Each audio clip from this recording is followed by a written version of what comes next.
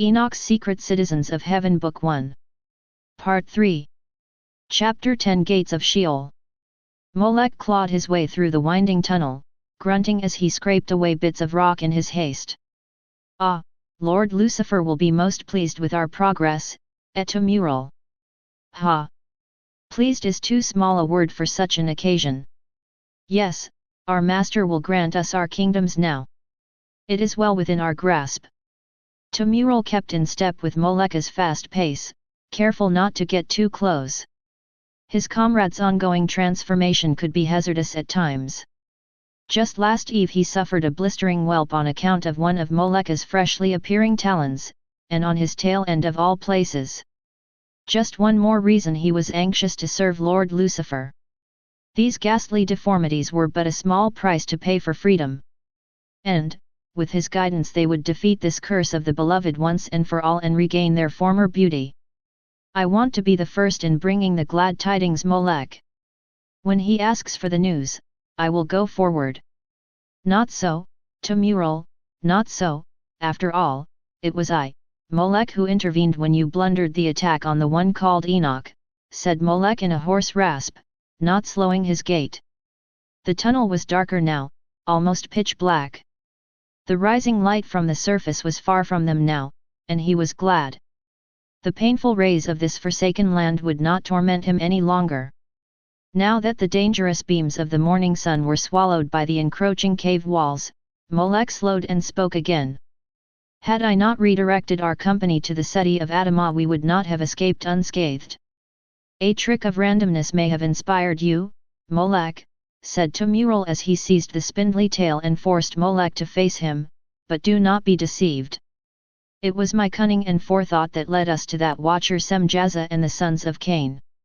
Had I not perceived that they were ripe for the taking, there would be no glad tidings at all now, would there? Temural didn't wait for an answer. Instead, he squeezed Molech's tail with all his strength until he felt the being quiver uncontrollably under his grip. Temural released him with disdain as he simultaneously produced a glimmering sword and held it at Molech's neck. I wonder what would replace that pretty head of yours if you were to have an unfortunate accident. Molech glowered. Hatred and cool concentration filled his thoughts. Temural may have outmaneuvered me this time. But I am patient. Very well, Temural, said Molech, allowing his voice to tremble, it is as you wish. Molech stepped aside and let Temural take the lead. They walked in silence. Molech could hear the heavy steps of their troop catching up. The intense heat of the caverns beneath the surface engulfed him. Heavy wafts of sulfuric steam rose from the depths beyond and drifted upwards to the tunnel ceiling, which became increasingly higher as they traveled deeper into the darkness of Sheol. The shock of the intense blackness of the caves no longer bothered him as it once had. Somehow his eyes could discern the shades and shadows in the absence of light, and he could make out Temural's form clearly about 2 paces ahead. The others, the lessers, had not adjusted so well. They groveled and groped and stumbled into walls often, whining about their new abode constantly. Give us light, they had demanded of Lord Lucifer. Molech stifled a chuckle as he remembered Lucifer's response. He'd grabbed the closest lesser and sent him sprawling into the boiling liquid lake in the heart of Sheol. The maimed, screeching figure that arose from that pool terrified some. But, the others were infuriated. News of a revolt spread throughout. It was I, Molech, who told Lucifer about the uprising and suggested the torches as a concession. Molech could hear the flick of the torches lining the walls of the broad path being lit. Had I not provided counsel to the great leader, Lord Lucifer, these weaklings would have surely rebelled. And now this upstart Temural thinks he can. Molech stopped suddenly. The dim red fiery glow provided just enough illumination to cast large shadows on the wall. A disturbing figure stood before him. It was upright with legs like a man. Slick ebony fur covered it completely except for the talon-lined tail. But the head was what startled him most. Gone were the well-formed gracious features of the B'nai Elohim. In their place were an elongated nose of a wolf and the ears of a bull. Aggh! Molech bit back a startled gasp. Cold realization washed over him quickly, chilling him in the unbearable heat. He remembered. That night in the wood of Avonland Forest, he took on the form of a wolf. Lucifer had said the possession would do no harm.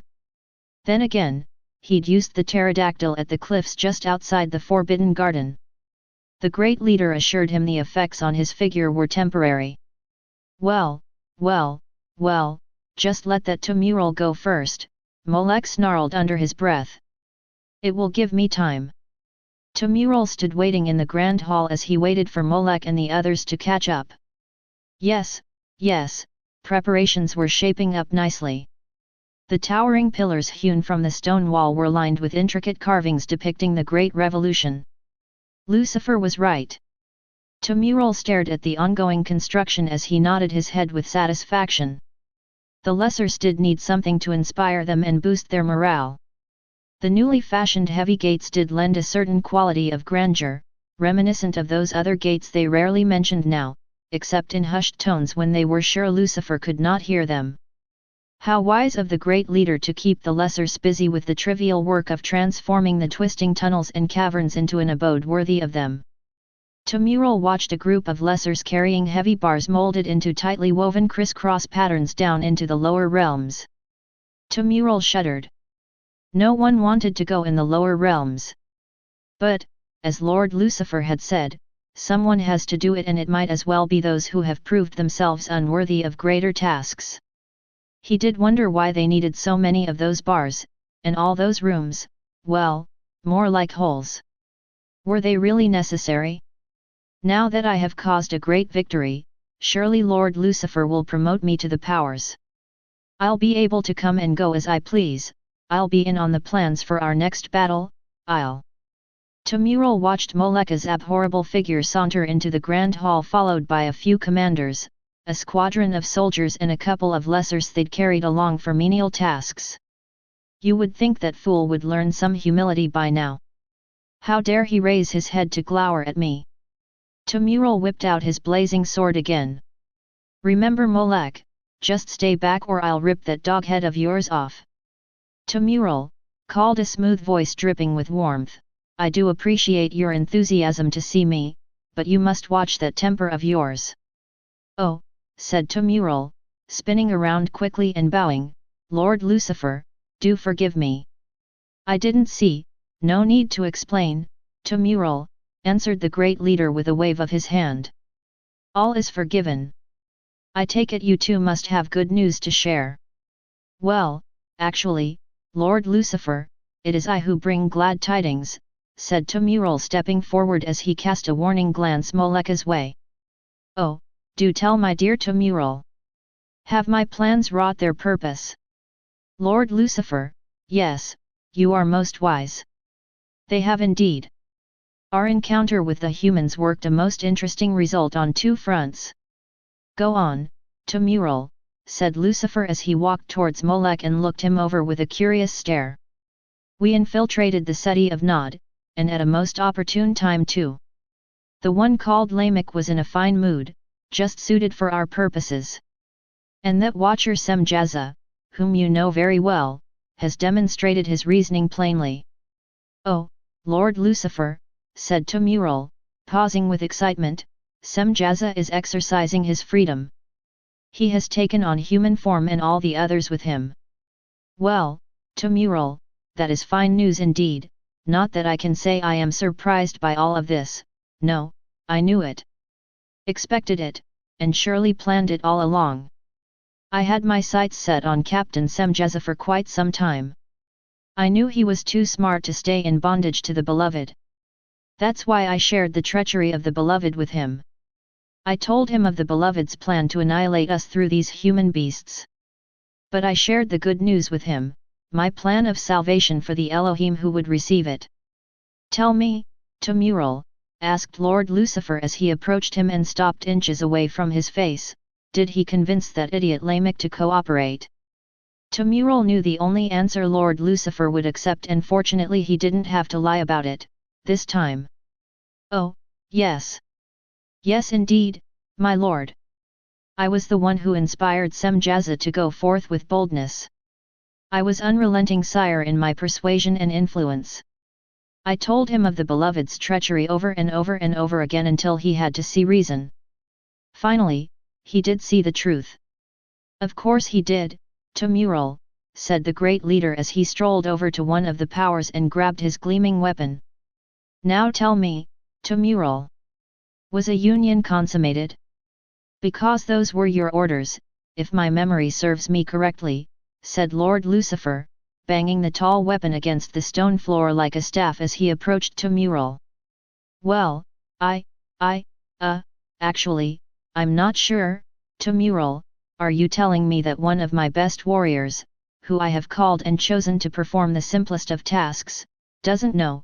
Asked Lord Lucifer incredulously as he pointed the blade towards Tumural's throat. Well, no, I mean to say, stammered Tumural. Lord Lucifer, if you please, interjected Molech in a low tone, I believe I can be of some service to you here. Good. I am glad that not all my soldiers have succumbed to utter foolishness. Please speak, replied Lord Lucifer calmly as he continued to hold the blade against Tumural's throat. My lord, while Tumural was wasting his time frolicking among the humans and doing that which was not necessary, for indeed my lord, you had already convinced Semjaza of the truth and his blabbering was not needed. I, Molech, ensured that the union went forth. I did convince the woman called Nama to submit to Semjaza. In fact, she was quite enraptured by him after I got finished with her feeble mind. You can be sure, my lord, that Captain Semjaza of the Elohim and the woman are, as the humans say, husband and wife. Excellent. I am glad of it. This is praiseworthy news indeed, said the great leader as he forced Tumural down to the ground with the blade. Although I must say, Molech, you have seen better days. Why, there's so much hair about you, I wouldn't know if you were coming or going if it weren't for that humongous nose on you, laughed Lord Lucifer. As if on cue, a multitude of principals, powers, rulers, and lessers began cackling wildly. Molech stood still, unmoved by the jeers, so common now. Instead, he focused and waited. He clenched the sharp, short dagger polished to perfection hidden in his hairy hands, just waiting. Lord Lucifer was the cause of this atrocity. How dare he mock him?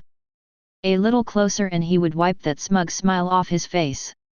Now, Molech, said Lord Lucifer as he pressed the tip of the blade slowly into Tumural's neck, put that silly dagger down. I am just having a bit of fun with you, eh? There's no need to be so sensitive. After all, this revolution has left its mark on us all, myself included. Grunts and moans filled the great hall as rulers and lessers alike agreed. Arms lifted showing maimed wings, burns and boils plenteous on the once perfect figures. But, my comrades, my faithful, said the great leader lifting his voice for all to hear, your condition is only temporary. Yes, we are bruised. Yes, we are battered. But our pain unites us and makes us one. It is a reminder of our great purpose, and for that I suffer them gladly. Lord Lucifer dropped the blade from Tumural's neck and flew swiftly to the highest ledge in the cavern. I will restore your former glory. Lord Lucifer suddenly burst into brilliant light and filled the cavern with the familiar golden hues of that other place. Even as we speak, I am preparing new bodies for you, bodies that can live in this world and partake of its pleasures.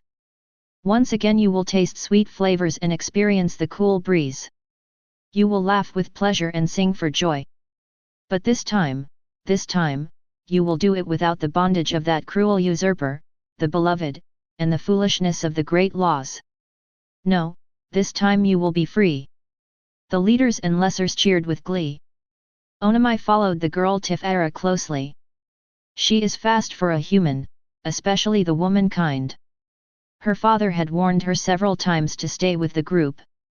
But when Father Seth wasn't looking, she darted ahead of the party. Stay with the girl, Azam told him sternly. The other watchers can aid me if needed. Just make sure no harm comes to her. Onam was about to ask Azam if one of those other watchers could go instead. But, seeing the set look on Azam's face, he quickly hid his disappointment and caught up with the girl. Now here he was trudging nimbly behind Tafero over the rocky path she'd taken, away from the others. Great! I get to trail this woman, who is barely more than a childling, while Onam gets to have all the adventure. Tafero jumped from rock to rock. Down, down, down, the winding trail. I do hope Nama is well. Father and cousin Enoch were moving as slow as tortoises. She leaped across a wide crevice to land on a large boulder at least 2 lengths away, landing perfectly. Perhaps sleep had protected their kin from the presence of the fallen, but who would protect Nama from that Lamech? Not Tubal-Cain. He would do anything to gain his father's approval. Tafero jumped again, aiming for another large stone jutting out of the rock path. Not even Nama's mother would try and stop Lamech's cruelty. No. I will make sure she is well. Onam hopped easily from rock to rock, duplicating Tafero's steps. I say, this is sporting. At least she knows how to have a little fun. But she really should slow down. Tafero moved faster now that she could see the valley below, and nestled neatly within it, the city of Adama. Tafero took one last leap towards a large boulder fixed firmly at the edge of the cliff, stretching out her lean legs toward the target. Her right foot connected, but before she could plant her left down beside it, she heard the unmistakable sound of gravel sliding. The rock teetered. Tafero's arms flailed wildly about as she tried to regain her balance. Oh father! Tafero lurched backwards to counteract the forward motion of the rock. It was too late. She felt the stone slip away from her feet, leaving her nowhere to go, but down. Ah! Tafero gasped as she fell forwards and shut her eyes tightly, and then opened them again. Tafero stared over the cliff in disbelief. She was hovering somehow over the edge. What? She reached back, twisting her head over her shoulder. What? There was nothing there. How? Thump. Tafero landed soundly on her backside and looked up at the gentle blue of the firmament overhead. She breathed deeply to calm her heart, which was still pounding in her chest. What happened? Surely the Ancient One has favored me today. Onam rested too as he laid flat on his back beside Tafero. Yes, he has favored you, but a simple thank you will do. You really should be more careful next time. I should be more careful next, no. Tafero sat up quickly at the sound of the blood-curdling scream from below. She listened. She didn't hear it again. That sounded like, oh no. Tafero inched towards the edge of the cliff, this time moving silently on her belly. She peered over the edge. That's Semjaza. Onam watched the Elohim pick up a young girl and carry her towards a tent. It's Nama. Tafero watched Nama struggle helplessly against Captain Semjaza. What is he doing with her? Murmured Tafero under her breath as she reached for a stone as she crouched on the ledge. She arched her arm backwards and aimed for Semjaza. But before she could throw the stone at her target, something grabbed her arm. What? A tingling sensation creeped up her arms and then down her spine. I could swear a hand touched me. Tafero froze. Something is here. Tafero stared straight down into the valley, afraid to look to her right or her left, afraid of what she might see. Then she saw them. At least a dozen or more of the Elohim who arrived with Semjaza stepped from around the other side of the tent. Tafero shuddered with relief as the realization hit her. If she had struck Semjaza, the other Elohim, all equipped with bow and arrow, would have surely struck her down. She looked around. Only a slight breeze blew through the scant bushes dotting the rocky hilltop. The powdery white fullness of the firmament above billowed, unconcerned with the creatures dwelling in the green valley. All was quiet. Very well then, hide if you will. I may be a woman, but I'm no fool. I know you are there. So whatever you are, thank you. Onam remained still as he watched his comrades, the Watchers, the ones who had sworn to protect, breaking every oath. He looked at the human girl beside him with new respect. I was wrong. All of the adventure is with this one. Onam peered once more at the scene below and shook his head in disbelief. He knew what was taking place inside that tent. Semjaza had fallen. Semjaza looked down on the girl with disgust. What had I seen in her? She lay cowering in the corner with her knees pulled tightly to her chest. Only a coarsely woven garment covered her nakedness. He could hear the Elohim outside the tent speaking quietly. The sound of hearty, though hushed, laughs interrupted the languid fluidity of their speech and the whimpers, louder now, coming from inside. The girl was crying. Be silent! Semjaza commanded as he paced back and forth restlessly in the confines of the tent. How dare she react this way, to an Elohim? She should be honored to be the first. He remembered the evening before. Glorious sensations had filled his being as he knew the girl, just as Lucifer had said. The power and exhilaration he felt was as great as that of battle. The satisfaction of victory was as sweet. Then she had to ruin it, with her pleading and crying. Why should he stop something so glorious? He looked at the blood-soaked cushions on which she had lain. She was weak, not worthy of an Elohim. Yet, she had been pleasing, and she was beautiful.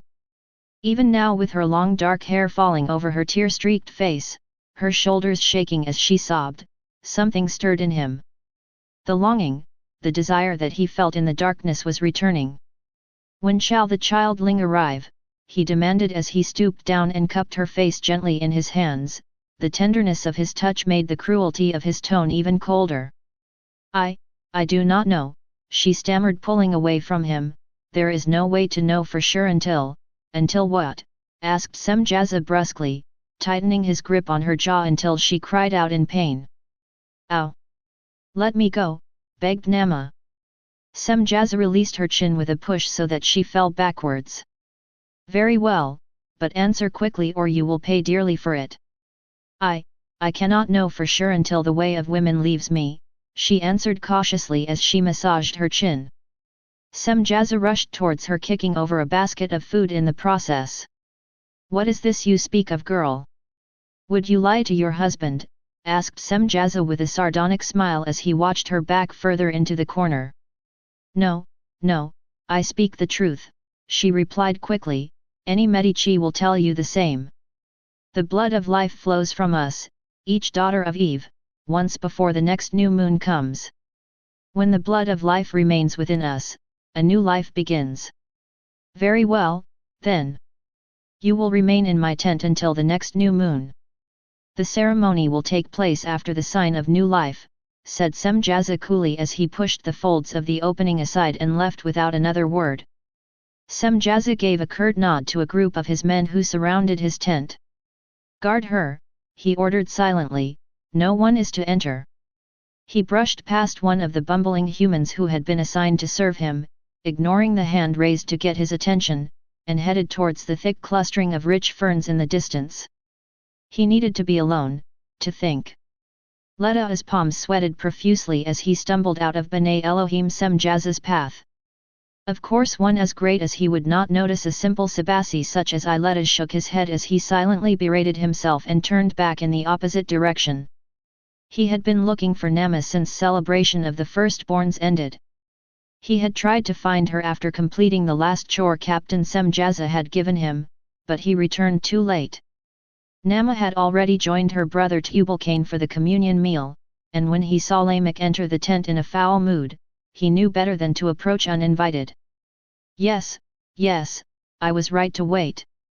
Lamech would have been furious at any intrusion. He would have thought me presumptuous indeed to approach. Yet, as one betrothed to his daughter, perhaps it would have been acceptable. Yes, as one soon to be like a son to him, my presence should have been welcomed. Letta turned back towards the tent and walked purposefully towards one of the Elohim near the tent. He ignored his clammy hands and the increasing grumbling in his belly. He had not even had a meal since Son's birth. He became worried when he had not found Nama in her family's tent, or with the Sabasi preparing the dawn's meal, nor had she been at the stream with the women drawing water. Everyone he approached said they hadn't seen her. But some seemed to know more, even though they denied it when he asked if they were sure. Finally he had run into Nama's mother, Zilka, who mentioned that she had last seen Nama with Captain Semjaza. Letta couldn't believe that Nama would go off, alone, with a stranger, even if he was an honored guest. No, not Nama. What happened to Tafero? And Tubal-Cain? And, surely Lamech would never allow such a thing. Still, the gnawing uneasiness in his belly was growing. Letta took a deep breath as he came closer to the Elohim called Azazel, who was sitting on a large stump next to the tent. Please pardon my boldness, Letta asked as he nodded and bowed, but might I ask you if have seen Sabasi Nama? Well, of course I have seen her, human, replied Azazel, looking up casually from the wooden piece in his hands. She is magnificent, isn't she? What? Asked Letta. His face paled. My design, human, said Azazel, holding out the curving figure to Letta. Isn't she pleasing? Oh, well, yes she is, stammered Letta as the color returned to his cheeks. She is quite a beautiful piece of art. Letta paused for a moment as he watched Azazel carve more details into the wooden woman. He took a deep breath again as he smoothed his hands over his tan sash. Please pardon me again, honored one. But I thought you said you saw Nama. I did say that, human. Oh, said Azazel as he stopped whittling and focused on Letta's eyes intently, are you slow? I have heard that some of you are slow. No, not at all, said Letta, understanding his mistake. What I meant to ask was, do you know where Sabasi Nama is now? Oh, well, of course, said Azazel as he waved his hand over his shoulder, she is in the tent. Letta bowed slightly as his hands moved over his sash again. Honored one, might I go in and greet her? Certainly not, replied Azazel, not bothering to look up this time as he used the small knife to skim over the figurine with precision. Letta squinted and blinked with confusion as the light of sun's peak flickered through the firmament above. He paused again, smoothing his hands over the sash once more, and stopped suddenly. He thought he heard the faint sound of whimpering. He strained and listened carefully. No, that was crying. Nama was inside crying. Letta gulped and tried again. Please, honored one, allow me to greet Nama and inquire of her well-being this day. Sorry, human. Captain's orders, said Azazel firmly as he stood up, stretching to his full height. No one is to go in. But this is not our way, Letta protested, ignoring the ball in his stomach. I am her intended. Father Lamech will be outraged at this insult to his family. What is your name, human? Asked Azazel calmly. My name is Letta of Enoch, son of Cain. Well, Letta of Enoch, son of Cain. Father Lamech knows full well of these arrangements. It is he who made them with B'nai Semjaza of the Elohim this last sun's sleep. So you certainly may not see Nama at all. Letta watched as the other Elohim, who had all been leisurely erecting large tents nearby, instantly stopped their work and stared at him. Letta backed away, staring at Azazel with disbelief as he stumbled over a large tree root jutting from the ground, then turned and ran back into the woods. Poor Letta, Tafero murmured under her breath as she watched him run away. I've got to find the others. Maybe I can. What? Where did she go? Onam quickly looked behind him and, oh, he could see two small hands clutched to the edge of the cliff. Silently, he moved closer and peered down. Tafero was scaling down the face of the cliff to the valley below. That woman is unwell. But then again, with her tanned covering and tawny skin, they might not notice her if she was quiet. Onam watched her progress. In a few moments he saw her land softly and silently behind a thicket of scrubby bushes at the base of the cliff. The Elohim might not notice her, but they will definitely see me. I must move fast. Without another thought, Onam jumped and in an instant landed next to Tafero.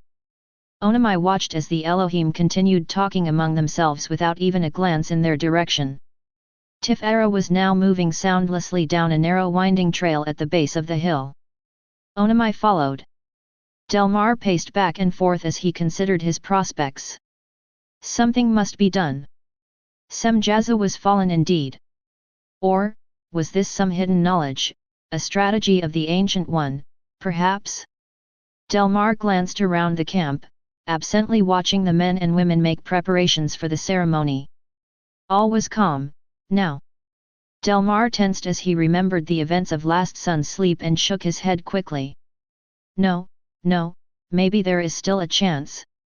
If Semjaza has not done that which is eternal, perhaps, yes perhaps he may be restored. If I can speak with him alone, when the fallen have left him I might be able to. Delmar, look to, called a voice sharply. Delmar snapped his head up suddenly. He saw Onam approaching from the woods just across from the tents of the Medici. Do you have to be so obvious? Asked Delmar with irritation. What if fallen had been about?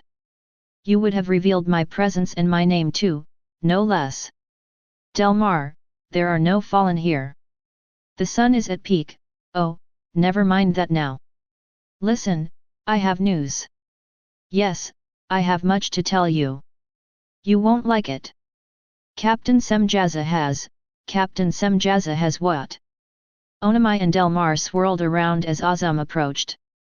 They watched the rest of the watchers who accompanied Father Seth, Enoch, and the other elders on their trek from the cove move into their positions as the elders returned to their family dwellings.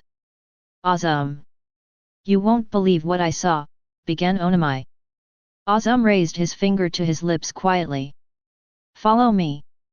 Onam and Delmar trailed quietly behind Azam as he wove in and out of the settlement, passing through the families of Adam unseen until finally he stopped just beneath a crop of giant cypresses. Azam paused and looked around and in a moment he whisked them up into the treetops. Okay, whispered Onam. We're alone now, but why the secrecy? The fallen have long gone and the humans can't see us. Listen, we all know that Captain Semjaza and his men are in question. However, we don't know who is with Semjaza and what he is up to. And until we do, we cannot speak freely, even among our brothers. For all we know, some of the watchers among us last sun's sleep could be reporting back to Semjaza. Then we must hurry, said Onam leaning in closer as he lowered his voice, because our captain is fallen indeed. How do you know? Asked Azam. That is what I've been trying to tell you. I have only just returned from his location. Semjaza and a few of his closest lieutenants are guarding the sons of Cain. Semjaza has done that which is unseemly. What do you mean? Delmar asked so loudly a bird resting on a nearby branch became startled and flew away. More discretion, my friend, said Azam sternly, his voice barely audible. Azam, I was at the tent of Tubal-Cain last sun's sleep. I saw Captain Semjaza, Azazel, Amizarak, and a few others consorting with the humans uncloaked. The fallen were about to. It was unbearable, but I did manage to observe them undetected. Well then, what did you learn? Why are we sitting here doing nothing? I already told you Semjaza is fallen. Patience, Onam, said Azam firmly. First, I want to hear what Delmar saw last evening and, continued Azam silencing the reply already forming on Onam's lips, I want to know what you observed too, after Delmar. Thank you, replied Delmar glancing over at Onam triumphantly, who in turn stared silently into the treetops completely ignoring him. Like I was saying before, it was unbearable. Semjaza and his men partook of the drink of power with the humans and shared in their communion. I was shocked at our captain's behavior. Speaking to the humans without direction or purpose is twisted enough, but what he said could put him in exile. Yes, Delmar, said Azam, please get to the essence of the matter quickly. The others will soon begin to notice our absence. Of course, Azam, replied Delmar ignoring the satisfied smirk on Onam's face. What I mean to say is, Captain Semjaza asked to be joined with a daughter of Eve. From the looks of it, the girl's father might have made an arrangement. Enough is enough, interrupted Onam, I've been trying to tell you too. Captain Semjaza has done more than arrange it, he has consummated the union. What? Exclaimed Azam and Delmar simultaneously. Listen, we need to get help here right now and fast. I followed the girl Tafero, just like you asked me to. She led me straight to Semjaza. He and his lieutenants have established dwellings right among the humans. And he has already got himself a wife. That cannot be, said Azam. Captain Semjaza may be questioning. He may be confused.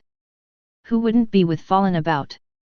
But this, no, it cannot be. It can be and it is, said Onam resolutely. I saw it with my own eyes and heard it with my own ears. It has been confirmed and recorded. Azam stared blankly into the city below. The camp bustled with activity. Men and women talked and laughed, going about their daily tasks.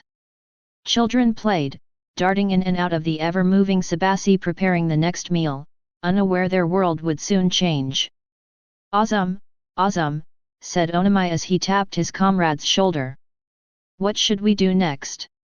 You must return to heaven's realm, replied Azam as he began systematically checking the numerous weapons concealed beneath his cloak.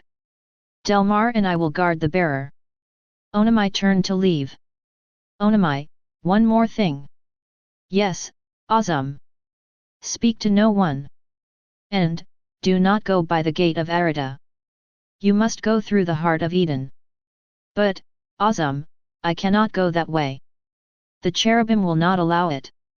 You must convince them, Onam. It is the only way. Chapter 11 Tree of Life. The bright light of sun's peak peered relentlessly through the folds of the tent. Swirls of red and gold danced before Tubal-Cain's eyes and spun wildly out of control. Arg!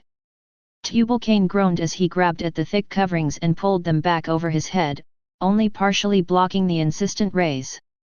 My head, he mumbled and lifted himself clumsily to his feet. By Adama's blood I will punish the fool who prepared that drink of power. My, said a lilting voice from the tent's entrance. Those are strong words for a man's only mother. Oh, mother, I didn't mean. Yes, you did mean it as you said it, chided Zilla as she entered and set the large pot of steaming brew on the smooth stone, but hasty words are often misguided. You know very well the drink of power does not harm when its essence is consumed with respect. I would think that fully formed men and those B'nai Elohim, of all people, would know better, celebration or no. Such behavior is an offense to the Ancient One. Zilla paused as she noticed the slight slump in her son's large muscular frame. Never mind that now, a cup of keta will set you right again.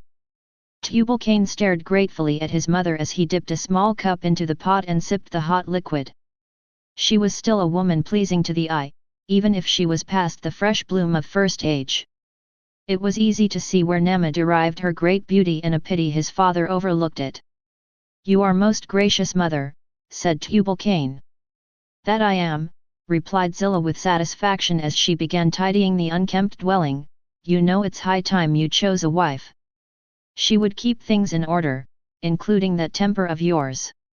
Or, at least let the Sabasi come in and fix things up a bit. Mother, please, do not start, you know father has not given me permission to wed yet. Besides Nama helps me when she can. And, where is Nama anyway?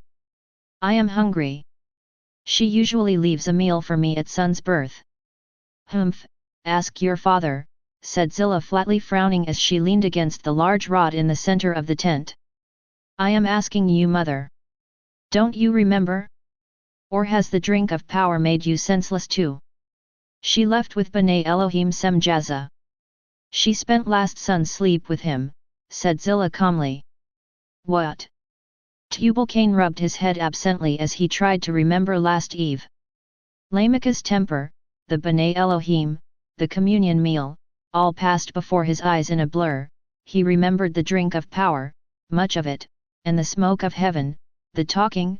Oh, now he remembered, Lamech's dealing, and Nama leaving with Semjaza. What had he been thinking? Why didn't he say anything? I tried to stop your father, I tried to make him wait, said Zilla rubbing her cheek tenderly, and was not treated kindly for it. Why would he do that? There has been no ceremony, no consecration. Nama will be shunned and cast aside. and, she was promised to Letta. Tubal-Cain tossed the empty cup aside and hastily threw his bright red robe over his undercovering. I can't imagine what the families must be saying. We will be a byword and now son, said Zillah as she tied and knotted the golden sash of the firstborn around his waist. I have covered the matter as best as I could. But Letta is beginning to ask questions. Just go see your father. If he agrees to do a ceremony, we may save Nama's name still. Zillah watched with a cunning smirk as Tubal-Cain rushed from his tent towards his father's larger dwelling. Tubal-Cain's face flushed with fury as he stormed past the Sabassi scurrying about with baskets of grain for the ceremony.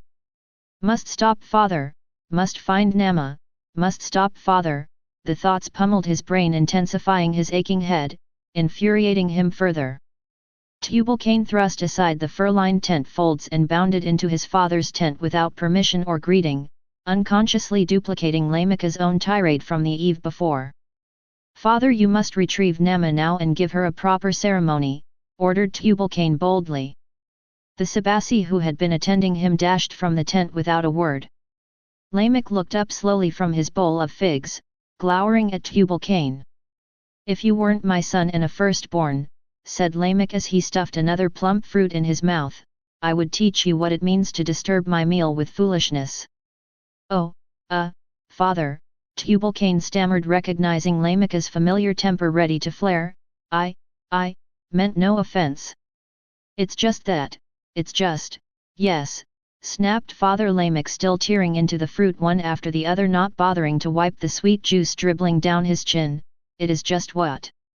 Well, honored one, began Tubal-Cain, more diplomatically this time, I know that the, arrangement with, the B'nai Elohim Semjaza is one of great importance. But, father, why have you not consummated the union with the proper ceremony? What will the tribesmen say? How can they respect our family when your daughter is treated like a common nuda? Father Lamech exploded. But, not in the way Tubal-Cain expected. Lamech's face cracked and stretched as peals of laughter rocked his entire frame. My boy, said Lamech as he patted Tubal-Cain on the back, there's nothing wrong with the company of a nuda. Lamech laughed again at the shocked expression on Tubal-Cain's face. Never mind that now. When you take a wife, you will understand. As for your sister Nama, she is no nuda. Yes, I may have acted with haste. But such a move was a necessity, Tubal-Cain. You see, I can tell when a man is ready to move, and that Semjaza was ready. By Adamah's blood, if I had not taken action quickly, he surely would have found pleasure with another and we would not have the advantage now, would we? But father, mother said, so that is it. Zillah's mouth has been running and twisting like the mighty Pison again. Tubal-Cain, haven't I taught you that women are not to be trusted in these things? But, listen, my son. I have my arms around the matter. Nama will have a ceremony, good father, I knew you had the wisdom of the ancient in, as soon as she conceives. What?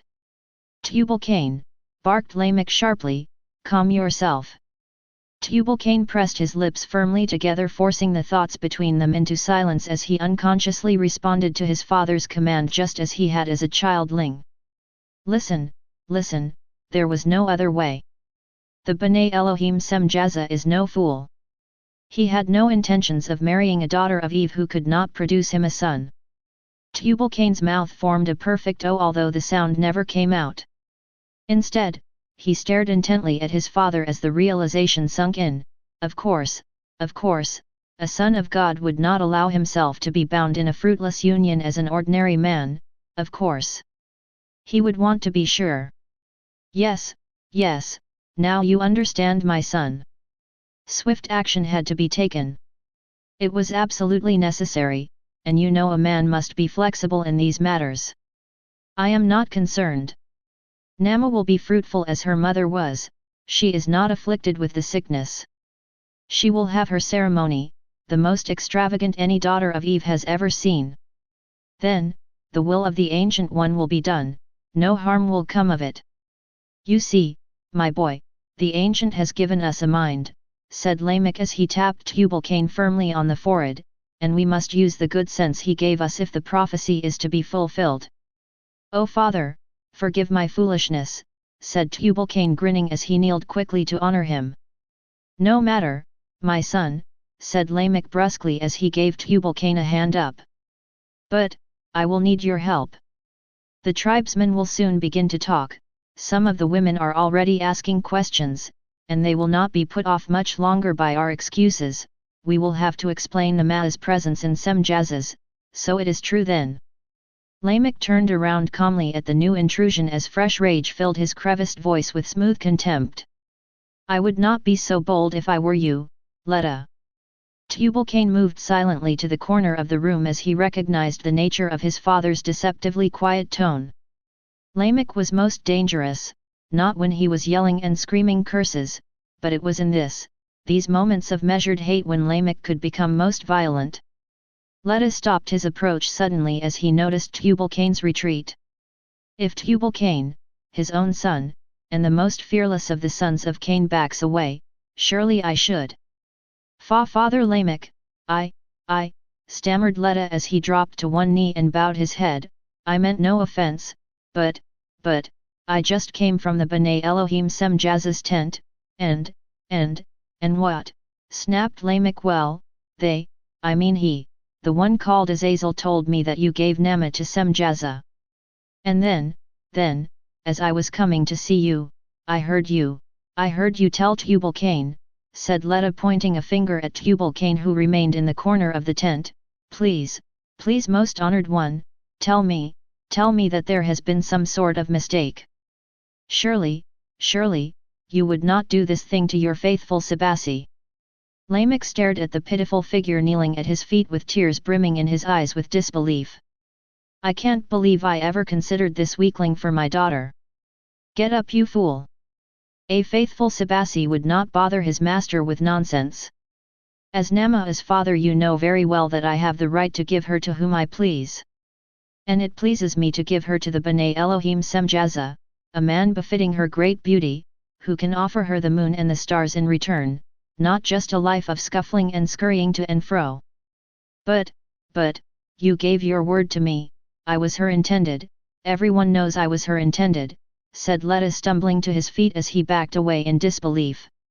You can't, oh I can, Letta, and I have, snorted Lamech derisively as he stalked towards Letta, and if you have the sense of the Ancient One in you at all, you had better not interfere with my plans. But, you promised, you gave your word, whack. Silence, you fool, shouted Lamech as he slapped Letta squarely across the cheek. Letta stood in stunned silence. He held his cheek unable to find the words that should have come. If you ever, dishonor me again, I will make you a slug among men. I will put you down so low no son of Cain will ever even think of allowing his daughter to marry one such as you, said Lamech as he gave Letta a final push that sent him tumbling out of the tent and crashing into the water pots just outside the door. Now get out of my sight, yelled Lamech so loudly that a few elders came out of their dwellings to see the cause of the commotion. Letta slowly lifted himself up as droplets fell like tears from his soaked garment and dotted the muddy earth beneath. With head hanging and shoulders drooping, he cringed at the chuckles of the elders who laughed thoroughly at the object of Father Lamech's latest tirade. Letta, come this way, whispered a voice. Letta raised his head to see Zillah, Father Lamech's wife, motioning to him as she held up a clean, dry Sabasi garment and a large blanket. Grateful, Letta followed her into the smaller tent next to Father Lamech's dwelling. Father Lamech shoved the thick folds of the tent door aside, walked back to his bowl of figs, and plopped down on the piles of richly colored pillows and blankets cushioning the floor.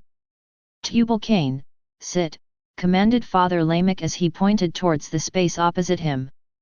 Tubal-Cain moved out of the shadows and sat down obediently across from his father. Have some, please, said Lamech grinning broadly as he passed the bowl of figs to Tubal-Cain. Yes, that's it, eat. Father Lamech watched Tubal-Cain dig hungrily into the fruit. Now where was I before that foolish Letta disturbed us? Oh, yes, Semjaza. Semjaza will go through with the marriage to Nama, I am sure of it, but, in the meanwhile, we have another situation that must be handled immediately. Yes, Father. The ceremony of the bearer, it must be stopped. Stopped? Asked Tubal-Cain incredulously as a fig fell from his mouth. I know that you are furious at the High Council for choosing Enoch as the bearer. But, the Council has ruled. Great Mother Eve has the word of the elders. How can it be stopped? Listen, Great Mother Eve is surely cursed and full of the sickness, even though she tries to conceal it. I have my sources. She grows weaker with the sleeping of each son. And the tribe of Cain will not be subject to her deceit any longer. Obviously her mind is twisted. If it was not, how could she not see the hand of the Ancient One on you? It was you who brought back the Elohim, the sons of God. What did Enoch do? Nothing, I tell you. A few bundles of Alrué are nothing compared to the revelation the Ancient has given you. Why, the union between the B'nai Elohim Semjaza and Nema is the fulfillment of the prophecy. From their seed, a tribe of redeemed men, free of the curse and full of the Ancient One's essence, will flourish and fill all of Adamah. And you, my son, deserve all the credit. This is your birthright, it is your destiny to atone for Father Cain and bring honor to our tribe. Why else would he protect Father Cain's life for so long, if not to restore him? By Adamah's blood. I will not let that Enoch swindle your birthright from you. No, it is the hidden Father's will to use you to restore the tribe of Cain and all the sons of Adam. But, how Father? Asked Tubal-Cain as he stood up and paced about the room. What can be done now? Stop the ceremony. Appeal to the people directly. If the High Council makes a rule that is unjust, the people have a right to know about it. I am sure if they had the chance to decide they would not choose Enoch, now would they? No, perhaps not, said Tubal-Cain. Many of the people prefer me over Enoch. I know that. They can see my strength and skill as a hunter.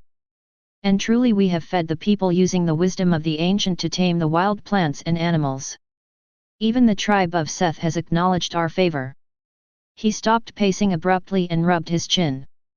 It might work, there is the time of communion, just before the offering is made, everyone will be gathered, all of the firstborns will be presented, just before the new bearer is honored, it might work. Yes, that's it Tubal-Cain, said Father Lamech with a tinge of approval in his craggy voice. Now you are using the mind of the Ancient One. Tubal-Cain quickly adjusted his outer cloak, making sure the gold and red banners of the firstborn were prominently displayed. Most honored Father, said Tubal-Cain with a quick bow, be at ease. I will fulfill the will of the Ancient One. With you as my son, my mind is as free as the wind, Tubal-Cain, said Father Lamech smiling again as he filled his pipe with heaven's ashes and set the crushed leaves afire. I knew we could count on you. Father Cain will be most pleased. Tubal-Cain smiled and swiftly left the tent as the warmth of his father's praise fueled his footsteps. Never you mind about Father Lamech now, just never you mind, said Zillah consolingly as she hung the blanket from the rafters of the tent's ceiling. Get behind there now, quickly Letta, and give me those wet clothes, such a shame that Lamech is, treating his best Sabassi that way, doesn't have the sense of the Ancient One. Aye sister, 'tis true, said Ada, Lamech's other wife as she entered the tent and grabbed Letta's wet clothes off the floor, saw the whole thing, heard it no less, all the way from Jubal's tent 2 lengths over, that Lamech is without bounds, someone should teach him the respect of the Ancient One, and treating his own daughter that way, like a common Nuda, why the men are already calling her Nama the Nuda and making bets on who will be next, oh it's just a shame, oh, a harsh groan on the other side of the blanket and the sound of Zillah's muffled sobs stopped Ada's frank telling of the day's news. Oh my, I am sorry Zillah, didn't mean to be so, well, said Ada quickly as she dabbed at Zilla's tears with a small, fine cloth. I am sorry sister, you know I love Nama as if she were my own, it's just a shame, that Lamech will bring a curse on us all if he is not stopped. Well, all is forgiven sister, you speak the truth, that Lamech has caused us nothing but pain, and now he has betrayed Letta as well. The elders will tell the tale of Letta the fool for ages to come, if only something could be done. Good women, you are wise indeed, said Letta in quiet, low tones, but Father Lamech is a great man, though much evil rests in his heart, what could be done to one such as him? Ah, yes, yes, you see the difficulty in the matter, said Zilla calmly. He is an angry one. The fierceness of Cain is strong in him, 'tis a shame that nothing short of death would stop him. Death? Asked Letta raising his voice with surprise, but only the Ancient One has the authority to kill a man. Indeed, indeed, you are right. But didn't the Ancient One say, a man who sins shall surely die? If any man has sinned it is Father Lamech. 'Tis true sister, he has sinned against the Ancient One and his own family with his rebellious acts, agreed Ada shaking her head sadly, 'tis a shame someone so twisted should live. But Father Lamech is strong as the cedars of Avonland and as cunning as the fox. How could his essence be taken from him? Asked Letta. Zilla leaned in close to Letta and spoke in hushed tones. Someone strong and true could do it, if they acted boldly. Then, all would be restored. The insult to you would be avenged and your honor affirmed by the tribe. Father Lamech is strong, but not invincible. Why even Nama's wedding to the B'nai Elohim Semjaza might be prevented if only someone was bold enough to stop Father Lamech. They waited in silence. Letta crinkled his nose as a foul scent wafted through the tent. If someone was so bold, Letta began hesitantly, how could it be done? That Lamech is a cunning one. He must be caught unaware. It is the only way, for no one is swifter at a challenge than he, not even Tubal-Cain has been able to best his father. But, if someone was to challenge him when he is distracted and full of strong drink, they could best him. Letta, Zilla, and Ada talked a great while. Letta gathered the damp garment he had worn before into his arms and headed back towards the gathering of Sabasi, who busied themselves with preparations for the next communion. He stepped lightly, not with the tread of the forlorn and rejected, but with a firmer stride than he had ever possessed. Letta had the walk of one with purpose. Smiling slightly, he greeted them cheerfully and joined in the work. There was that smell again, it smelled like decaying flesh. Letta shook his head quickly, one of the Sabasi must have delayed the preparation of meat for too long. Obviously someone had already reprimanded the servant's error, for the rotting meat was nowhere in sight. Onam trudged lightly up the steep embankment. He could hear the sounds of the river Pison crashing below. He was close to its source now. Just a few spans more and he would reach it. There, gurgling, churning masses of fresh spring water pushed its way from the depths of Adamah and exploded victoriously out of the peak of the highest of the 7 hills. Steam rose around the surrounding vegetation, luxuriously green and nourished from the warm mist. Ah, that's better. Onam breathed deeply, the heavy aroma so close to that of heaven's realm. With each intake, Onam forgot the acrid stench of the fallen that had begun to permeate all of Adamah. Onam took a few more steps and paused. There it was, the summit. Even though Onam could have flown in his spirit form, he chose to go on foot. Azum warned him to be discreet and he took his friend's advice seriously. The longer journey was worth it, he was sure no other watchers spotted him and the view was spectacular. Onam stared purposefully down into the lush valley on the other side of the 7 hills, watching as 4 clear streams surged down the rocky hillside and watered the plain below. Eden! Ha! Onam laughed quietly, surprised that he had gotten this close unchecked. It was even funnier that the sons of Adam could not find it. Why, some of the tribes are no further than a day's journey on foot. Onam stifled a giggle at the irony and started down the hill, careful not to disturb the stillness there. Surprisingly, his feet found the landscape familiar. Onam paused for a moment to study a bright patch of flowers growing unhindered beneath the shade of a large cedar.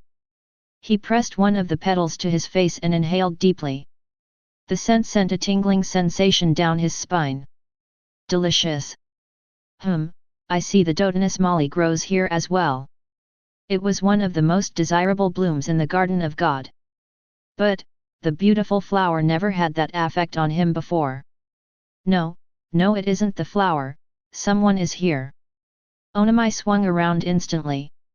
Nothing. A few hummingbirds flitted cheerfully from petal to petal and a flurry of golden speckled butterflies twittered by swirling around his head briefly before they realized the sweet aroma emanating from him produced no nectar. Onam shook off the strange sensation and moved forward towards the valley. He was almost halfway down now. Swap! Onam fell backwards with a thud and instinctively drew his bow. What? He gazed up, out and all around as he rubbed his forehead vigorously. There was nothing. What was that? No men. No animals. No other watchers. No fallen either. No, I would have noticed their scent long ago. Onam stood up again, slowly. He assumed the first position, both knees bent in a forward lunge, arms crossed in front of his chest, hands closed tightly with his fingers pressed together like a dagger. Onam inhaled and exhaled slowly, focusing, staring straight ahead, still as the seven hills themselves. Then, in one fluid movement, swat! Onam thrust him arms forward with all his strength. Ah! Onam cried out and drew back his arms as sharp pinpoints of pain surged up and down his limbs. But not before he saw it. The plush landscape stretched out before him wavered. Onam shook his arms vigorously as he felt his essence strengthen once more. OHHH! This time Onam knew what to do. Instead of attacking, he relaxed. Gently, he raised his hand, and slowly, very slowly, pressed the air in front of him. His hand tickled as it blended, wavered, and then disappeared in front of him. Onam followed his hand. Halt Elohim, boomed a voice so long and loud that Onam's frame shook from the force of it. Onam looked up, took a few steps back, and gazed heavenward again. Before him stood the cherubim man-like face, fierce in countenance, magnificent wings outstretched for at least 10 cubits. Downy softness dripped and surged from those great arms, bathing him in ethereal light as Onam bowed with respect for the ancient's covering guardian. Greetings, most honored one. I am Onam of the Beloved's Guard, said Onam, embarrassed that he was shaking a bit. I need to, Anami, called the raspy voice, sounding more like a roar than anything. Go, said the cherubim as he pointed towards the cultivated maze of flowering shrubs and trees behind him, to the tree of life. Say nothing, do nothing, only enter the gate. Onam nodded reverently. Azum was wrong this time. I didn't have any problems with the cherubim. It was like he was expecting me. Onam walked slowly past the cherubim into the labyrinth. Huge branches dangled overhead, clasping and intertwining with one another like caring hands cradling a newborn. A pleasant breeze pushed through the leaves and surrounded him with its heady perfume. Jasmine, gardenia, honeysuckle, and countless rows of the sweetest blooms decorated the path in an epiphany of color. All at once, he could see it, feel it, taste it, become it. Onam closed his eyes and inhaled deeply again. Ah, just like home. He opened his eyes quickly as something brushed against him. Oh! Onam took a few steps backwards and stared in amazement at the images swirling about him, stunned at the sight before him. Instead of colorful birds and animals frolicking playfully, he saw people, many, many people. I thought the Garden of Eden was empty. They ignored his presence completely. Onam lifted his hand to wave to them, to greet them, then, he remembered the words of the cherubim, say nothing. Do nothing. Only enter the gate. Onam lowered his hand and leaned backwards as he dodged a man who came running out of the thicket, followed by a group of laughing children chasing him. Why, that looks just like, no, it couldn't be. But, it was. Onam was sure of it. Tall, slender, thick hair, twisted like ropes. Onam swung around to get a better look. That is him. That's Abel. How did he get here? That son of Adam was killed in the first age, I'm sure of it, my knowledge of history and the lineage of Adam's seed is not false. He saw another figure on the pathway in front of him. Another man was gathering fruit from a large tree which grew in the center of the clearing. Smooth, flattened stones surrounded the humongous trunk of clustered vine-like roots bound together as one tight cord. The man's perfectly proportioned frame was sturdy, but graceful too, and his symmetrical features rivaled that of any Elohim. He looked up from his task with brown eyes focused and direct and stared straight at Onam. Onam froze in his tracks as his mouth dropped open in surprise. Adam? How? Can he see me? Onam waited without moving. Adam gazed towards him for a few moments, then went back to his work, finally picking the basket up and hauling it over his head as he moved away from the tree and deeper into the maze. He can't see me. Neither could Abel. None of them can see me. Onam shuddered in the warmth of the garden. But why did the cherubim tell me not to say or do anything? They can't see me anyway. Onam caught his breath and moved closer towards the tree. So, this is it, this is what the cherubim guard at the risk of peril to their own spirits. Onam approached the tree cautiously and marveled at it. Ripe fruit glistened and gleamed from that tree like the stars of heaven above, containing the essence of everything that was and that will ever be. The fruit, brilliant hues of ruby red, blue sapphire and the purest gold, hummed and pulsated like the mighty quasars of the dark infinite expanse leading the way home. They dangled precariously from long branches of light, winding and twisting downward to its source, a thick trunk of spellbinding bright the color of fiery rain. Onam laughed with glee. Yes, the tree of life, of course. I wonder, Onam looked quickly to the left and to the right. The cherubim, already back in position at the top of the 7 hills, was paying him no mind. Well, it couldn't hurt. Curious, Onam quickly transformed and assumed a body of flesh, shivering as he got used to the cold suit. He looked again. Yes, just what I thought. It was just a tree, a beautiful one, full of delectable fruit, but still, just a tree. They can't see it in this form, the way home is hidden to them. Onam transformed again, once more returning to his natural spirit form. He quivered again. But this time, not from any natural sensation. His body began to vibrate and pulse, assuming the rhythm of the tree, the rhythm of life itself. This gate was different. He had used the gate at Mount Arata many times before and the gates on countless other planets in countless other star systems, like this one.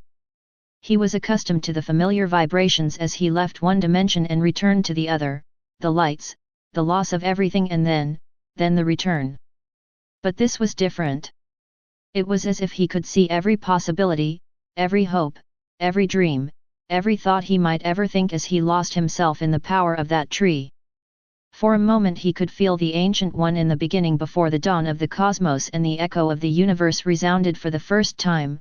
He saw the ecstasies of the galaxy's birthing planets, black holes, and the will of the Ancient One always guiding and expanding with unyielding force, and something else, something familiar, but different. It was the one mind but stronger than he'd ever felt it before. In it he could perceive the entirety of everything that was, is, and was to come, and with it, an overwhelming sense of love. And Onam could feel that love, know it. A calm, all-consuming heat filled every core of his being, warming him from the pit of his stomach and radiating outward. Now he saw the immense fields of heavendom rolling before him, heard the melodies of the forest cry out with glee as he soared through the memories of it all like a falcon released from its cage at last. Onam laughed and giggled and then laughed again with a joy deeper than anything he had ever known. Then he heard a sound, someone was laughing with him, someone familiar but far in the distance. The soft high pitch of bells jingling was this voice tinkling alongside him, around him, and somehow within him. He looked for the sound, searched for the one making it as he sped along, faster and faster. The voice ran ahead laughing. He tried to keep up. He came closer and closer, almost, yes, he could see it, her, now, it was Tafero. She was holding out her hands to him laughing. He reached out to grasp it and then, he fell.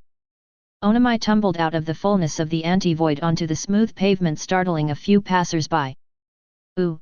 Onam stood up and rubbed his head, still dazed by the crossing, and looked around. He thought he would have a distance to travel to reach the great general's compound, but his concerns were unnecessary. Onam stared at the massive entrance to the complex. He smiled faintly at two men dressed smartly in the full regalia of the host and nodded. All is well, good B'nai, one of them said courteously, but not before giving Onam the once-over. The other guard shrugged his shoulders, gave Onam a curious glance and then whispered something to his companion. I know I might be a little disheveled, but does he have to be so rude? Onam looked down to examine himself and gasped. No wonder. Instead of his usual pearly essence he was glowing, no, practically radiating every hue of the spectrum. I don't know what, Onam called out to the guards as he stammered and struggled to come up with an explanation for his appearance. Just then another of the host appeared, a senior member of the higher ranks from the looks of his uniform. His white garment was simple and unadorned, except for a collar of gold embedded with an intricate design of emeralds and rubies. Lieutenant Onam of Alpha Company, asked the Lieutenant General crisply. Yes, B'nai, replied Onam immediately straightening his stance as he gave the customary salute for superiors. Come with me, said the B'nai with a curt nod, the general is waiting for you. Chapter 12 Michael and the Elohim. General Michael peered out the massive arched window facing the trail to his secluded ranch. His quarters were toward the southernmost part of the grounds past the stables, barracks and training pavilions. General Michael's large calloused hands pressed against the thin crystal surface, leaving telltale smudges of his presence for the cleaning crew to erase once again. He should be here at any point now. The beloved said so. The general paced about the room touching his prized possessions, absent-mindedly examining them, more out of habit than sentiment, as he thought about what Onam's report would mean. Another conflict? Another rebellion to crush? Maybe not. Yes, the great law had been compromised, certainly, that was a given. But, the consequences of the breach, well, that was not always so clear-cut, especially with the beloved presiding over the High Council now, he saw things differently. The general's hand hovered over a small, but deceptively heavy trophy, a special gift from the ancient for service in the Great War. It was unmatched in beauty as far as its construction, but its uniqueness did not lie in its appearance. It was engraved with one simple word, compassion. One touch of that object could communicate an eon of experience, even experiences one did not want to remember. The general hesitated, then reached out, and touched it. The four walls of his office disappeared before his eyes, even though in actuality nothing had changed, nothing but the general's point of view moved across that vast space from one person's perspective to another's. This special gift from the ancient was given to him because of his function. As the highest-ranking officer of the host, second in command only to the beloved, the Ancient of Days had given him this gift called empathy, granting him the extraordinary ability to feel what it is like to be another. Its knowledge had often stayed his hand when he would have crushed his opponent. Now his thoughts beheld Captain Semjaza, seeing, then came knowing as hard and solid as the object in his hands. "Excuse me, General," called a voice. The sharp tap on his door broke his concentration, severing the connection to Captain Semjaza. His eyes burned like fire, then cooled.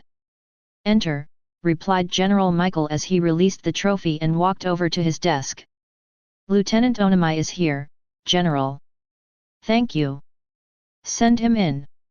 The great general watched Onam enter the office.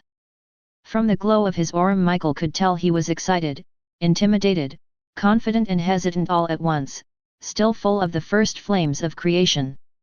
Just as we were, such promise. Michael came from behind his desk to greet his guest, extending a hand to him. Onam, please, no need for formalities friend, said the general as he waved the lieutenant towards the seat next to him. Now, said the general as he sat down in his chair, I believe you have something to tell me about Captain Semjaza. Why yes, replied Onam, how did you know? Never mind that now, you'll know soon enough. Please go ahead with your report. Not a ripple stirred in the crystal sea, its fathomless depths shone like a vast emerald mirror as it reflected the aura emanating from the great throne. On it the beloved sat shrouded in jasper as transparent and brilliant as the mount of the Ancient One. His arms and legs were encased with flames of fiery sardinia, as red as rubies. The elders sat surrounding him, waiting. Finally, one stood and spoke. My lord, said the elder as he rose and bowed, what shall be done regarding Semjaza and his men? It is obvious confirmation has come. Yes, you see it is as I spoke. But all has not been accomplished. What do you speak of, my lord? I mean the outcome is not sure. Possibilities remain. So, for now, we will watch and wait. But, my lord, what of their conduct? It is reprehensible.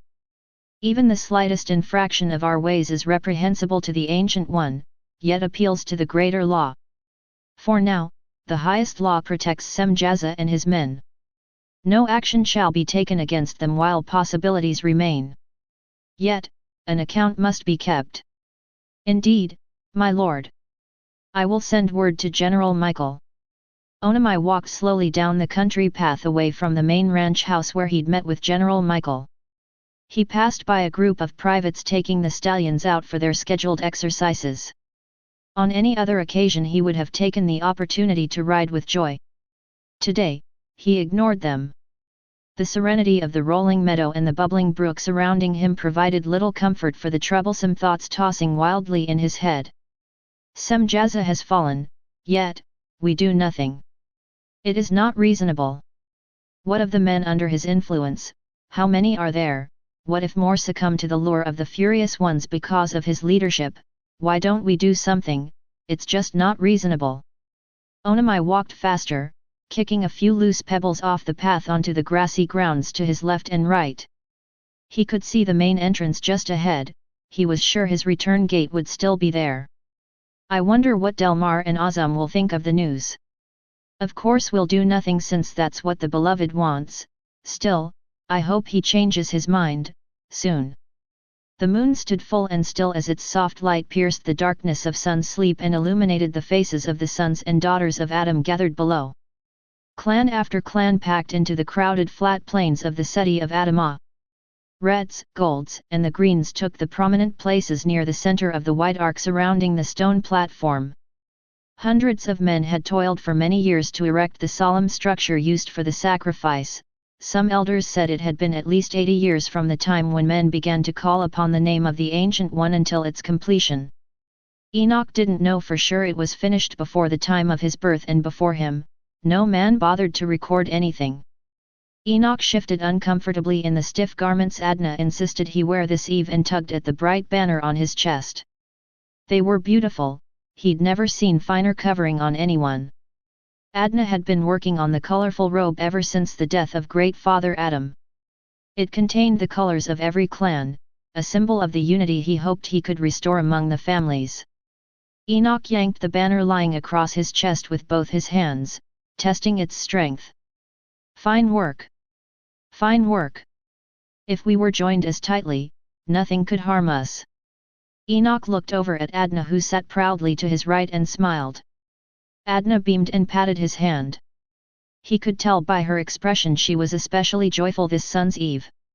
Her hard work had not been in vain. Praise the light! I am the bearer of the seed just like she said I would be. The drums began, telling the story again. Enoch tapped impatiently on his thigh as he thought about what would happen next. Soon the firstborns would be called to the platform, one by one to present the sacrifice for their clan. Then, after all had gone before him, Great Mother Eve would call him to the platform to say the prayer of atonement for all of the sons and daughters. Enoch looked around him. He could see the anticipation, the expectancy and the hope on the people's faces. Would the Ancient One show himself this time? Would they hear his voice? Enoch wondered that too, and something more. Would the fallen come? Enoch drummed his fingertips lightly on his thigh again, keeping time with the incessant rhythm of the drums, as his eyes searched the crowd. Enoch! Enoch! What? Oh, yes, whispered Enoch as he snapped his head around towards his wife and leaned towards her. Are you well? She asked as she looked quickly over her shoulder and then back again towards Enoch. I do have all right, she said as she reached for the small pouch tied to her waist, if you feel unwell. No, nothing like that, I'm fine really. Just a touch of nerves is all. Really, everything is fine wife. Enoch gave her a quick hug and smiled reassuringly. Adna smiled and sighed with relief as she turned to watch the talebearers take their places on the platform. Enoch shifted on the hard wooden bench, glancing over his shoulder again. He felt a chill, in spite of the warmth of the dark night, and rubbed the tiny bumps appearing suddenly on his arms vigorously, as if he could brush the nagging feeling in the pit of his stomach away with the motion. Enoch leaned forward in his seat, rested his elbows on his knees, and cupped his chin in his hands. He closed his eyes, praying. May the Ancient be with us. Dry heat spread through his limbs, slowly.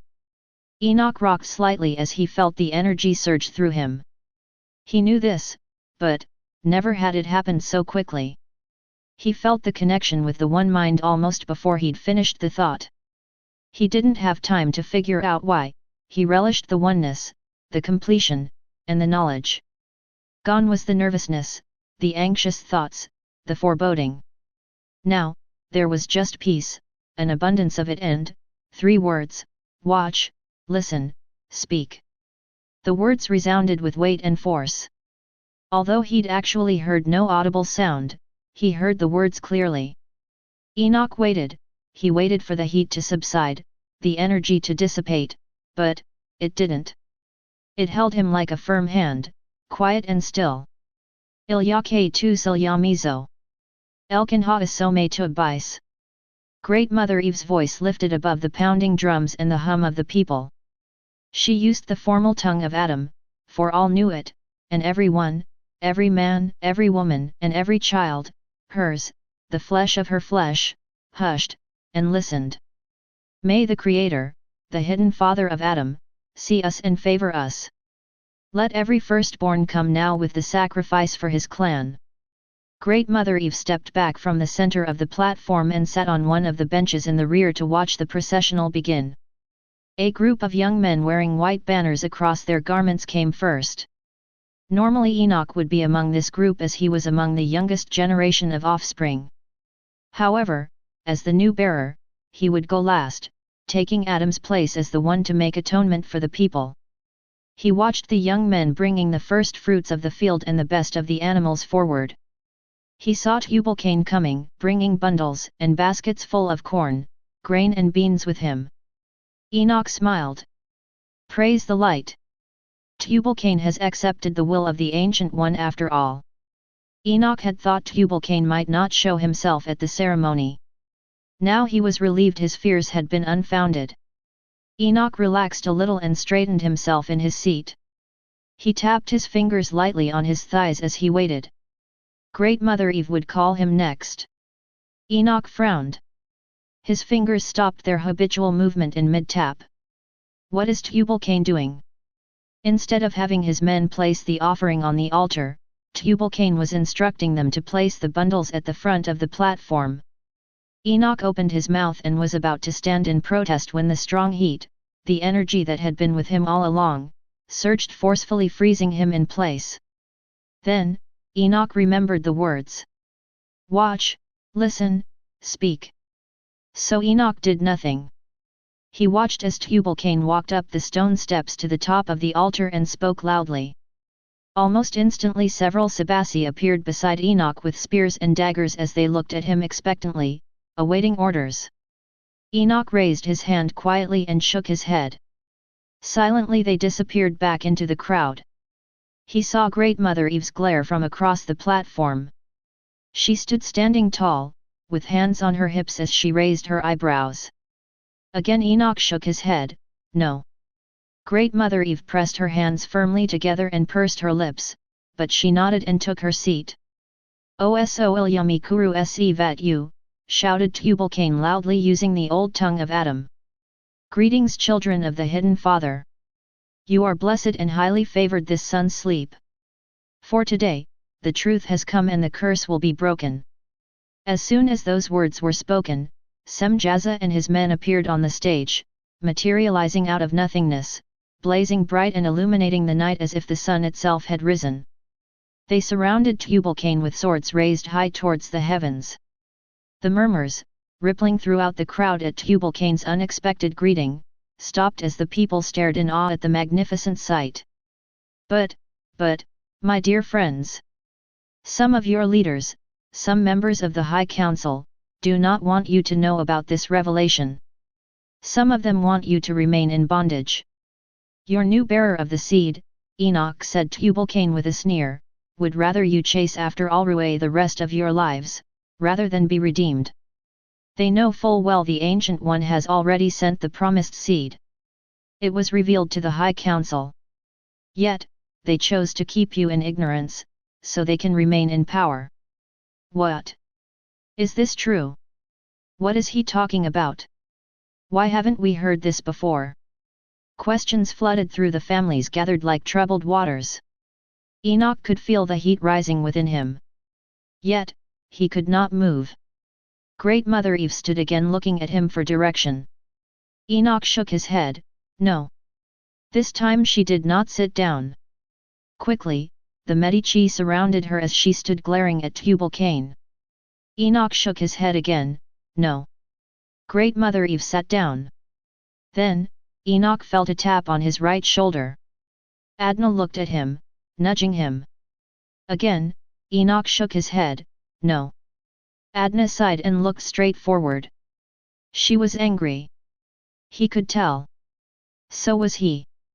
But the words came stronger now. Watch, listen, speak. Now he understood.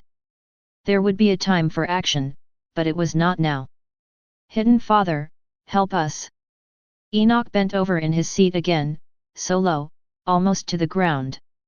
Waves and waves of energy rushed through him and around him. It held him in place, yet, something else was happening within him too. What it was, he could not say. This was something else, something new. A shout came from the crowd. A young man stood, his back misshapen and curved, as he leaned on a staff. Where is this seed? Tell us how we may have it. Cried another voice. Where is the seed? Yelled another from the center rows. Tell us now, Tubal-Cain, someone else shouted. Tubal-Cain raised his voice even louder. Fathers and mothers, brothers and sisters, dear children, behold, said Tubal-Cain as he stretched out his arms and turned around facing the Elohim, the seed is before you. Open your eyes. These are the sons of God sent to redeem us. Enoch is not the bearer of the seed. They are. The people stared in stunned silence. They are men just like us, yet, without sin.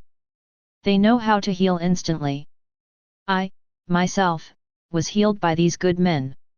When I went in search of the Alruay, I was attacked by bloodthirsty wolves in rebellion of the Ancient.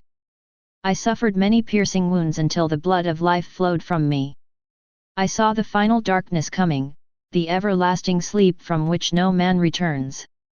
The finality of the curse was upon me when these men, these sons of God found me, and saved my life. The grace and virtue of the Ancient One is in them. They have been sent to give it to us. All was quiet. No one spoke. Everyone stared at the brilliant, beautiful men standing before them. Enoch could sense the thoughts of the people now. The one mind was strong upon him now, stronger than it had ever been, even greater than the time when he had outrun Semjaza and his men on horseback. He heard the people thinking. They have bodies like ours, but different. Their faces are like our own, yet superior in beauty. Could this be true? Tubal-Cain spoke fervently, passionately. Honored ones, listen to me. A union of our people with these holy men is possible. The children, our children, of this union would be free from the curse. These men do not get sick and die as we do. No wound can take the life essence from them. Their offspring, our offspring, will live free from pain or death, just as the Ancient One promised. What about us? Shouted an old woman who stood staring at Tubal-Cain with cloudy unseeing eyes. Yes, what about us, Tubal-Cain? Asked a young man perfect in appearance except for a large scar across his face. You do not feel the effects of the curse, but some of us suffer from it every day. My dear brother, woman, all of you, be at ease, said Tubal-Cain soothingly, open your ears and hear the truth. These men have healing power, a knowledge hidden to us. They have promised to share these truths to all who believe. But, you must believe. You must believe in the power of this union enough to act. What must we do, Tubal-Cain? Follow me. Leave this altar. Leave this foolishness behind. The blood of bulls and rams, lambs and goats cannot save us. Burning our precious grain and oil will not atone for our sins. No sacrifice will ever be enough, it only makes our bellies ache with hunger. No sacrifice can cleanse us from the curse. Only a righteous seed can save us. You ask me what to do, I am telling you, leave this altar and follow me. Everyone who wants to be free, finally free, follow me. Enoch felt the heat, the energy, surge again. It pushed him forward. Enoch rose slowly from his seat and approached the platform. The eyes who had been transfixed on Tubal-Cain and the shining men with him now watched him. Enoch moved through the rows of people packed tightly on the ground, some standing, some still sitting. The throngs parted as he approached, giving him a clear path to the platform. Enoch spoke, calmly with authority. They recognized his voice as if it were the voice of Adam. Dissenting comments and murmurs ceased as they heard the new authority. Children, said Enoch boldly, you have heard from my cousin Tubal-Cain. Now hear me. Enoch moved to the front of the platform next to Tubal-Cain. Although the Ancient One, our hidden Father, cannot be seen, we know his voice, we know his ways. This, said Enoch as he pointed towards the Elohim still standing on the platform, is not his way. How do you know, Enoch? Shouted one of sons of Seth as he thrust his spear in the air. Yes, bearer, said another one from the front row. Why should we ignore the light before our eyes? Listen, listen, Enoch pleaded, surprised that even some of his own kinsmen could be turned against him. If the hidden Father had wanted to redeem us in this way, he could have done so long ago. Ask yourself, why now? Why would the Ancient send these men now, after Adam's death? Enoch waited until the murmurs spreading throughout the crowd died down. Good, at least they were still thinking. I'll tell you why. Our great father Adam would have recognized these men, he would have seen through the deception. You know, Father Adam and Mother Eve were tempted many times by the fallen who tried to entice them to return to the garden even though the Ancient forbade it. They would have not been fooled by mere beauty and power. The fallen can also appear as men of light. Do you not remember that our great mother and father too once possessed a similar form? Appearances mean nothing, said Enoch as he walked back and forth on the platform. Since the deception of the serpent, we have only heard the voice of the Ancient One after a sacrifice was made. Our hidden Father requires sacrifice and he answers by fire. Great Mother Eve has warned us all to not be swayed by smooth speech and reasoning, it is the way of the serpent. Why should we listen to Great Mother Eve? Cried Anna, from the tribe of Cain who sat among the Reds. She is to blame. She brought the curse on us. You are one to speak of curses, yelled Methuselah as he pointed vehemently towards Cain, who sat in the elevated position of the golds on the front row. Your father has cursed us all with his murder. If Abel had lived, we would have been redeemed long ago. Enoch recognized his son's voice and was about to rebuke him when the young man's head rocked back. The boy yelped in pain. Someone had thrown a rock. Now a thin trickle of blood dripped down the side of Methuselah's head. A group of Methuselah's cousins immediately dashed through the packed rows separating them from Anna and his brothers. More shouts, spears raised, someone yelled a life for his blood. Chaos broke out as some women hustled their crying children back from the commotion. Enoch felt his body burn like fire, yet he was unharmed. Enough, he cried in a thunderous voice above the mayhem. Enough! Surprised at the power of Enoch's voice, the people fell silent. Enoch shook off the unfamiliar feeling. He could hear his command echo through the camp. The boys dropped their stones and spears, still huffing and sweating from their sudden action, but obedient, for now. If you want to know the will of the Ancient One, then bring your sacrifice, said Enoch as he walked over to Tubal-Cain and stood in his face. The Hidden Father will speak and instruct us regarding these Elohim. The throngs of people grew still, waiting for Tubal-Cain to answer. Tubal-Cain looked his cousin over, turned away, and instead, walked to the edge of the platform. By Adamah's blood, our Hidden Father has already spoken. His answer is before us. I, for one, will not be deceived by the foolish traditions of men any longer. I am going to use my grain and my livestock to feed my people. Tubal-Cain thrust his staff high in the air. Who is with me? At first, no one spoke. Then, a lone man walked quietly up to the platform. He took 2 lambs off the altar, hoisted them over his shoulders and left. Enoch watched him disappear into the crowd. Listen. Do not be, another man said as he ran towards the altar, I think I can find a better use for my meat. He grabbed the carcass of a bull and dragged it away, leaving a trail of blood in his path. Listen, just because a couple of our kinsmen do not. Before Enoch could finish, another man came and took his sacrifice, then another and another. Forgive me, Enoch. A man must do right by his family. The Ancient One knows that. Enoch stared in disbelief. That man was a member of his own tribe. Enoch wanted to yell at them, he wanted to scream. He wanted to stop them. But, he did nothing. Now the presence, the fiery energy that guided him before, held him still. Enoch didn't resist. The heaping piles of grain and the best of the livestock dwindled until it was only about half the size it was before. Finally, the men taking their gifts cleared the platform, leaving only Enoch and Tubal-Cain. Well, bearer, Tubal-Cain said as he smiled at Enoch, the people have chosen. He called out to the crowd once more. As for the rest of you, when you decide to leave foolish things behind, then come. The Elohim, the sons of God, have made their home with the tribe of Cain. Come receive the redemption they offer. Our arms are always open to you.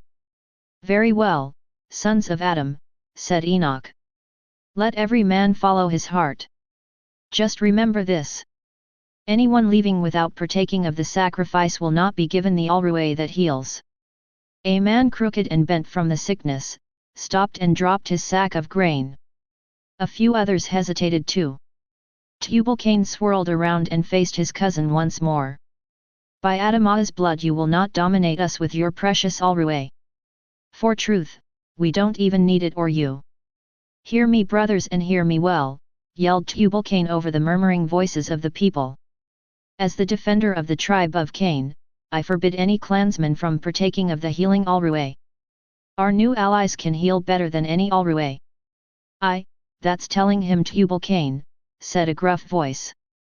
Enoch recognized Father Lamech's unmistakable tone and pursed his lips together as he watched Tubal-Cain saunter off the platform towards Father Lamech. The great shining men, still silent, followed Tubal-Cain as he led the people away. Enoch waited. He desperately wanted to stop them, to yell, to scream, anything to make the people see. But he could do nothing. Now the power that had surged through him, held him still once more. What if I am wrong?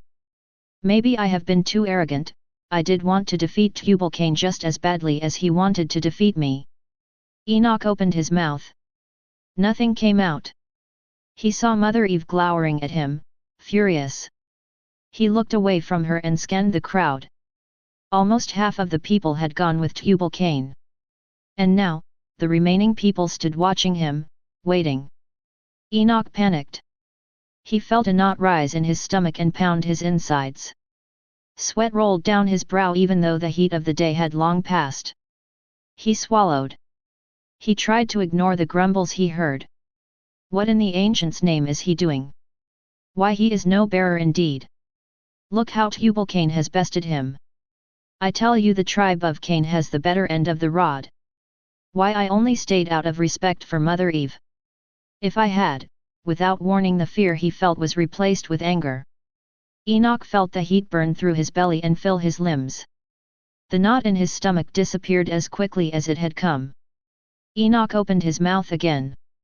Good words. If anyone else wants to leave, they are free to follow Tubal-Cain. I do not try to dominate or control anyone. I rule as Father Adam ruled. I seek the Ancient One for guidance in all things. Enoch strode over to altar, stepping over the bloody mess, and stretched out his hand towards it. If I am speaking truth, may the Ancient One consume, crackle. Before Enoch could get the words out, someone screamed. The people fell flat on their faces, some crouched back in fear as the silver streak sliced through the calm night. Boom! The entire altar was on fire. Even the blood-stained floor surrounding it burst into flames. Enoch jumped back. He swirled around looking everywhere. He saw Adna's panic-stricken eyes looking at him wildly from the first row. Fire surrounded Enoch on all sides, no, not just around him, through him as well. Enoch looked up to the heavens in awe. The fire he'd felt all this time bubbling up within him was out. Yet, he was unharmed. The only sound that could be heard was the cackle and sizzle of the flesh and grain burning. Now all of the people were prostrate. A thin voice from his right side made the first sound. May the Ancient One bless Enoch, ruler of Adam's realm. It was Mother Eve. She said it once more, louder this time. A few others joined her. Then all the people began to chant. May the Ancient One bless Enoch, ruler of Adam's realm. Their voices rang louder and louder, until the cry of the people roared in his ears. Onam glared down at Delmar, who sat crouched in the midst of the flames. Lieutenant Delmar, called Onam.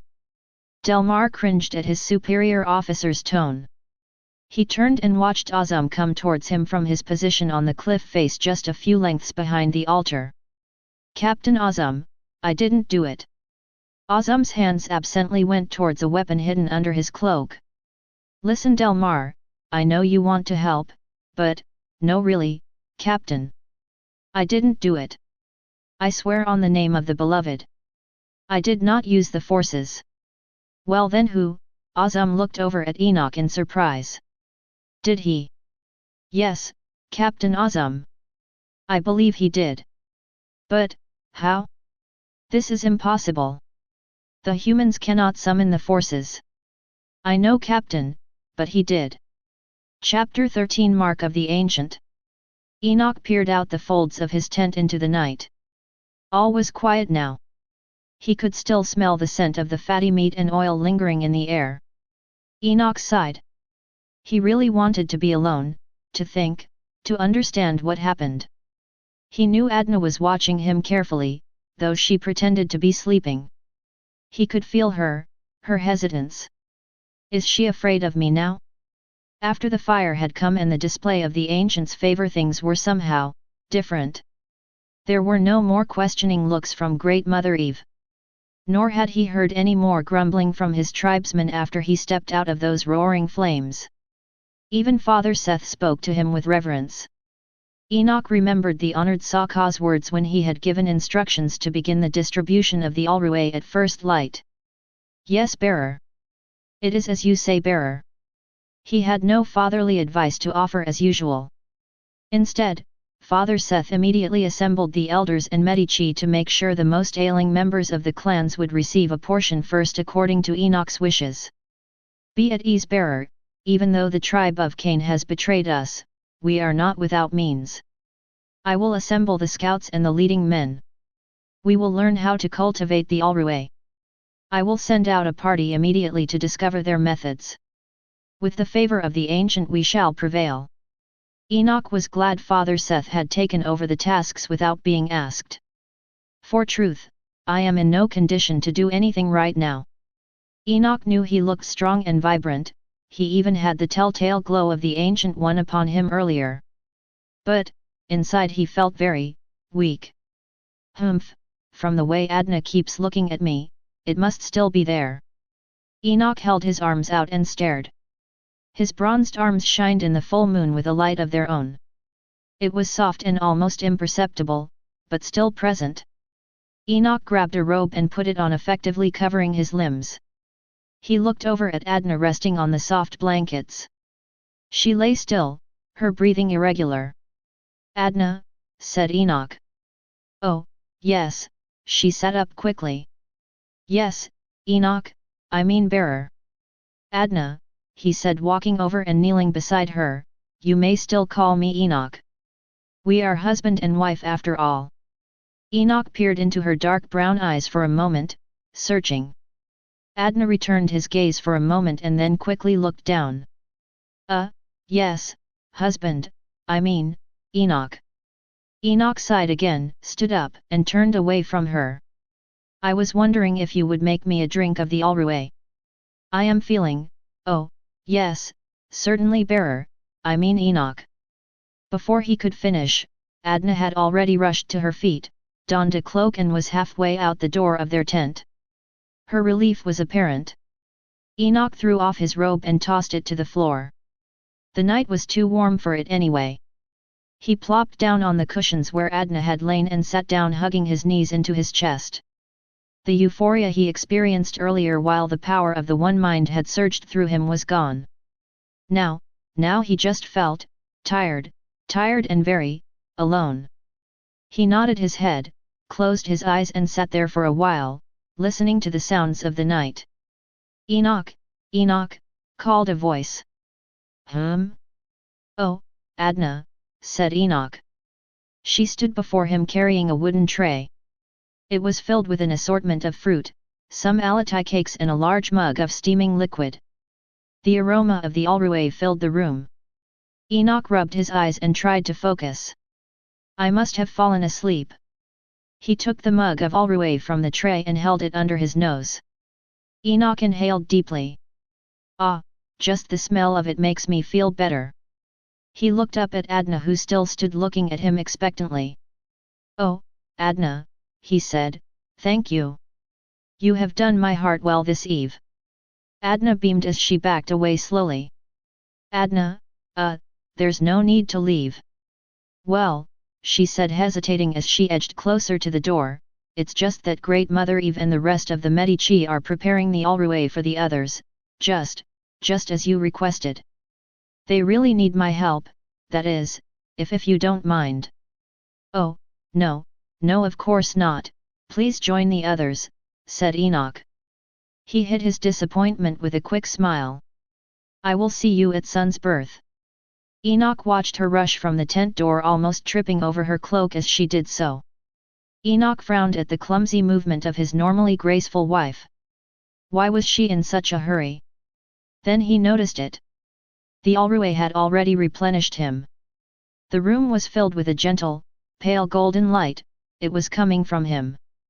Onam stood by the door as he watched the woman set the tray down beside Enoch. He too felt better. The scent of the Alruay reminded him of home. He needed all the reminders he could get since it looked like he would not be returning any time soon. The general's orders were very clear. Observe and record until further notice. Onam stepped aside to avoid the woman's haste. Though he knew she couldn't see him, he didn't like the sensation of humans rushing through him. He paced back and forth, studying the human bent over the cup of Alrué. Enoch, I do not understand these sons of Adam. He should be elated that the Ancient of Days had honored him in such a way. A human allowed to summon the forces a privilege indeed. But, there he was, bent over as if he had been reprimanded. Onam stopped pacing and stood over Enoch. What? What was that? He heard a mumbling sound coming from the man. Oh, great, now he is talking to himself. His mind is twisted. Tisk, tisk, tisk, the strain of using the forces has bent his mind. Wait, maybe. Onam rushed back to the door and looked around, his hand automatically went to his bow as he watched. Maybe this is some new trick of the fallen. He looked over his shoulder at Enoch still muttering, but louder now, then peered again into the darkness. Nothing. Onam poised himself for attack. They must be around somewhere, Enoch is going mad. Just then Onam stiffened as a sharp sensation prickled up his spine and sent flecks of awareness throughout his body. Pinpricks of light surged from his being, making him even more brilliant than usual. He knew this. Onam quickly dropped to his knees. My lord, said Onam bowing low. Magnificent light stood in front of Enoch. The beloved nodded his head towards Onam and raised a finger to his lips. Son of Adam, your petition has been granted. Return to the forest of Avonland where I will meet you. Onam watched the beloved talk with the man for a while. He could no longer understand what they were saying. They were speaking some language unknown to him. Then, the beloved turned to him and smiled before leaving. As he did, he heard the words. Onam, protect him. Yes, my, Onam gasped as he saw the aberration in his usual pearly appearance surface briefly, a visible reminder of his trip through the gate at the Tree of Life. An intense spectrum of every hue imaginable whirled through him, then softened with the beloved's departure. Onam looked over at Enoch, now sleeping soundly on the rumpled blankets. The faint golden glow emanating from the human's figure remained. Onam held out his own arms and studied them. Pale pinks, purples, and blues colored his figure in swirls, so subtle he could not tell where one shade ended and the other began. As he moved his limbs about in the moonlight, the colors changed again, this time warm reds, oranges, and golden tones flickered about his figure. Why am I changed? What does it mean? Onam stood up slowly and studied his torso and legs this time, they too were affected. It is beautiful, I think, but, what does it mean? Will it last?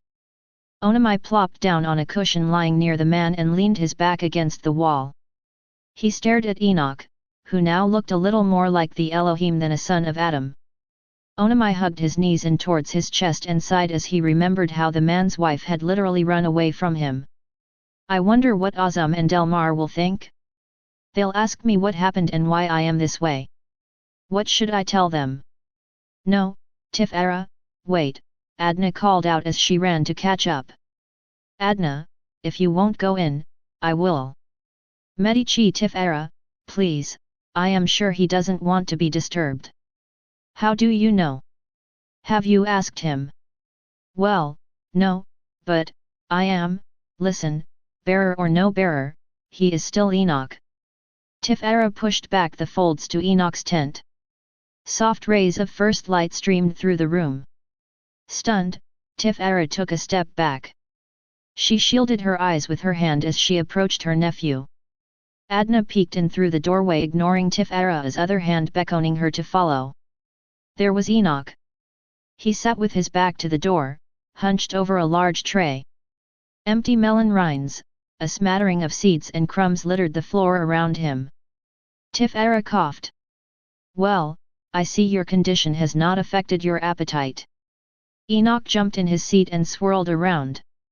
Tafero squinted her eyes tightly. Tafero, oh, sorry. Enoch threw on a hooded robe covering his exposed arms and legs. That's better, said Tafero smiling brightly as she lowered her hand, I believe this is yours. Tafero held out Enoch's distinctive blade. What? Enoch stood up quickly and looked down at the empty loop on his waist pack. How did you? You may be the leader of all Adam's realm and you might have the glow of the Ancient One about you, but you still do not know how to hold on to your weapon, nephew. Enoch smiled. At least Tafero is not afraid of me. I might be inclined to teach you, if you tell me your secret. Tafero reached out and took Enoch's hand into hers and examined it. Where is the light coming from? Do you feel different? Can you call the fire down now? No, Tafero, Enoch laughed. I don't know where the light comes from, it's just there, I mean here. And, no, I don't feel any different. Well, at least not now. But, last eve, I did feel, Adna, since you are closest to the door, Tafero called out sweetly, would you please have a Sabasi bring us some ketu? I am sure your husband would love a cup. Oh, of course, Tafero, said Adna stepping into the doorway so she could be seen, I'll have them prepare a tray. The tent folds fluttered as Adna rushed away. Tafero, said Enoch as he grinned, you shouldn't have. It was obvious that she wanted to hear our conversation.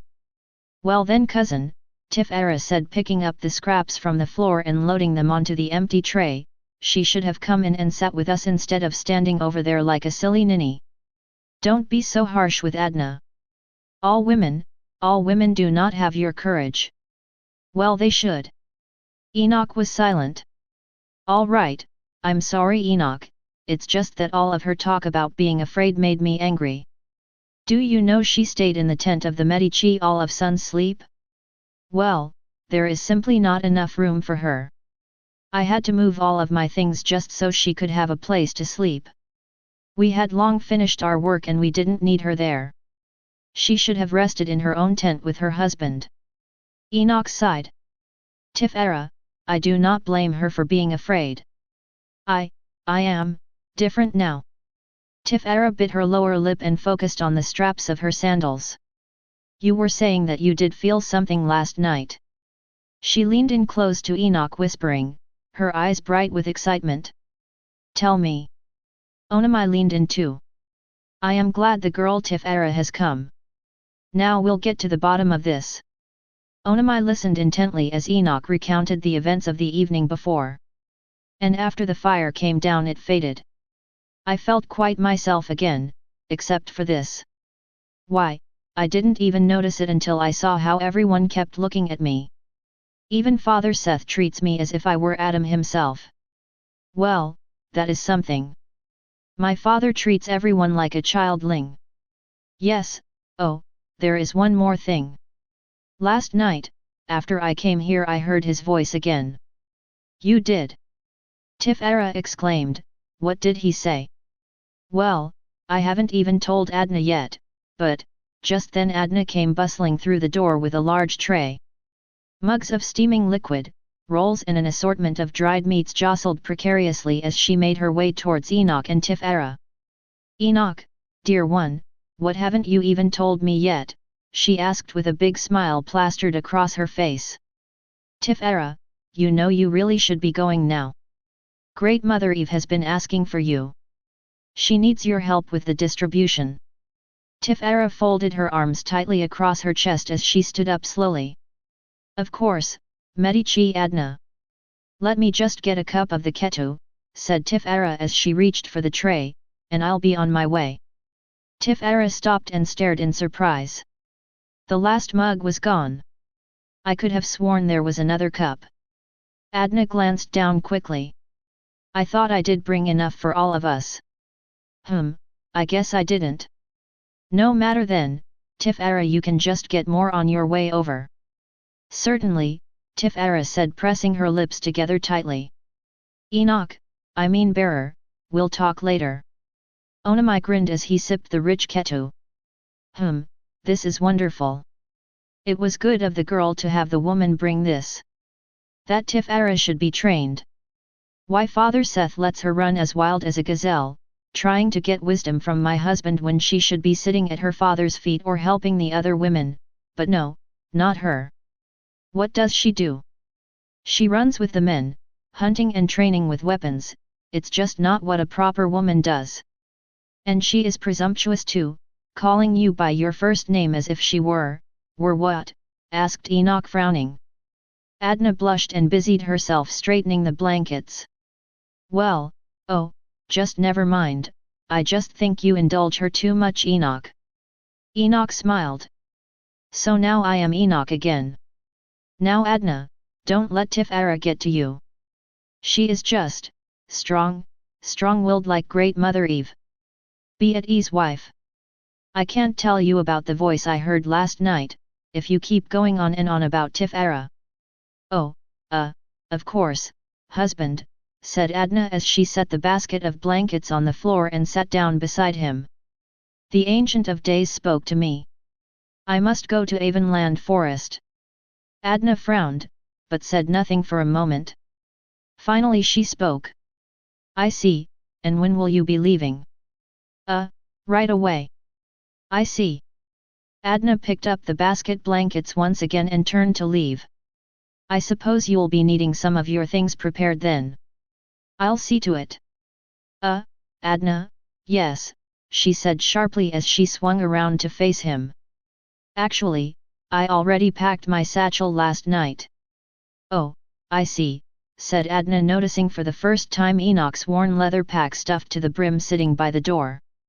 But, if you could, that is if you don't mind, said Enoch as he studied her face puzzled by the coolness he found there, would you please ask Father Seth and the other elders to come to my tent? I would like to speak with them before leaving.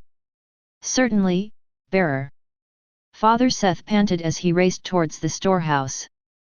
His long silver hair, pulled back and braided into a thick rope, slapped against his back like a whip as he rushed forward.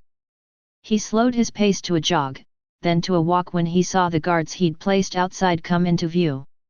He had hardly slept at all last night. All he could think about was protecting those precious leaves and getting them to the people. At first light he rose and rushed right over to make sure everything was ready. Morning, Methuselah, said Father Seth as he brushed past Enoch's son who stood rigidly by the door. All is well, father. Do not be, but Seth, already in the storehouse quickly examining the piles of alruwe bundled in neat stacks, missed Methuselah's curious expression. Ah, Father Seth inhaled deeply as the aroma rushed through his body. Even the air of the alruwe does me good. He bent over one of the piles, took a leaf in his hand and studied it carefully. He walked around the room and smiled. The newly constructed house made of cypress was airtight except for a small circular opening in the top of the cone-shaped roof. The timber had been cut and shaped into rectangular beams. Jared had been right. The smooth edges, held firmly in place by thick twine, tree wax, and a special paste made by the Medici, was strong. Father Seth pushed against one of them, testing it. Good, the seams are nice and tight. Not even the bright rays of day's light seeped through. Is that why the aroma of the alruwe is so strong in here? Father Seth inhaled deeply again and waited. He shivered as a sharp tingle traveled up his spine to the top of his head where it seemed to exit his body in a burst of sensation. He shook his head vigorously to rid himself of the feeling. Father Seth, a voice called from just outside. Father Seth. It was louder this time. Is everything as you wish? The elders and the men are all here now as you requested. Yes, everything is fine. I'll be right out in just a moment. Father Seth reluctantly dropped the leaf he had been holding and stepped through the doorway, squinting as he left the dark room. He straightened himself slightly and nodded to the men who had come at his calling. Greetings, brothers. The bearer has sent word to me regarding the alruwe. No one said anything. Seth was a little surprised at their solemn air, but continued. Last night the Ancient of Days spoke to him in a vision, giving him wisdom. The Medici are already preparing to give the alruwe to those sick among us. A portion shall be given to each family and then the rest stored for cultivating. Still no one responded. Not even an I or a yes, let it be so. They just stared at him blankly. Yes, and, also we have word that we are to be cautious of these sons of God who have come with Tubal-Cain. We are not to seek out their presence. Nor should our women be left alone with them. Therefore, I am asking the heads of each clan to select the best men to stand guard day and night." Father Seth stared deeply into the eyes of the elders as he spoke, looking for signs of dissension. Their faces revealed nothing which was unlike them. His sons were a passionate, strong-willed bunch, sometimes challenging his instructions. But for now, they held their peace. "Ah, well, perhaps they are still in need of rest." Seth paused before telling them the rest of Enoch's orders. "If any Elohim approaches our cities, alert the elders. But, if any son of Cain approaches with an offering for the ancient, they are to be accepted. They will be given their portion of the Alruay once the bearer has made the sacrifice for them." Father Seth waited for the outburst about accepting the offerings from the sons of Cain, the usual questions and suggestions. None came. Finally he spoke. "I am beginning to think the excitement of last eve has overwhelmed you. Even though strange and wondrous things have happened, we must still, excuse me, Father." "Yes, yes, Methuselah," said Seth, relieved that someone broke the awkward silence, "please speak." "Well, I mean. Methuselah, you may speak plainly. We are all brothers here. What is your concern?" "Well, it's just, it is your hair." "What? Your hair, Father, it is different. What is the cause of it? What do you mean?" "Look, Father," said Methuselah as he approached him and pulled the cord away from the long braid. "Look." Father Seth gasped, then quickly regained his composure as he stared at the strands Methuselah held up to his face. "Methuselah, bring me a vessel that reveals the essence." Methuselah quickly obeyed as the rest of the men waited expectantly. Father Seth examined himself carefully in the dish. His silver hair was no longer silver. Well, at least not all of it. A wide band of hair starting from the middle of his forehead and then trailing all the way down his back to his waist, was now black, jet black, so black it was almost blue. "I have not seen the likes of this since I was a childling," Seth laughed. His laughter seemed to put the men at ease. "Men, elders, children of the ancient," Seth said in between bursts of laughter, this is no strange omen, this is, the gift of the ancient. Why, I was just in the storeroom, examining the Alruay. I wanted to make sure everything was in order before you came. My appearance was as it has always been. You can ask Methuselah and the others standing guard, they saw the truth of what I am telling you." "'Tis true," said Methuselah. "Yes, he speaks what is right," said another of the guards. "I saw him go into the room myself. His hair was as silver as the rocks on the bottom of the rushing river." Yes, said Seth, nodding his head vigorously as he chuckled. "It seems as though the Alruay has another benefit, not only does it heal, but it restores our youth." "Father Seth," called another of his sons. "May we see?" "Oh, certainly, you may examine this wonder for yourselves. Come. Do not be afraid." One by one the men started to come forward and examine Father Seth's hair. They held it up to the light. They rubbed it. No, the color did not come off. It was no trick. Their excitement was contagious as they realized what this meant. Peals of laughter, giggles even, spread throughout the group of men. Some of them, the older ones, even began to cry. Someone began singing. Soon they were all singing as tears of laughter, delight, joy, and something else took over them. Gone, at least for now, was the weight of the curse that had rested on their shoulders for so long, passed down from father to son, from mother to daughter, everyone affected, everyone knowing that one day, they would all succumb, just as Adam had, to the curse. Now, everything was different. After a while, the singing slowed. In its place a hum, from some other place deep within them, drifted gently in the air, filling the woods around them with sweetness until there was no sound at all except the flutter of a warm wind disturbing the trees. They remained that way for a while, quietly listening to that breeze. Crack! A twig snapped in the distance. Crunch, crunch, crunch. Someone was coming. Father Seth stood up and looked down the path. The guards quickly followed his lead, moving into better positions to protect the storehouse.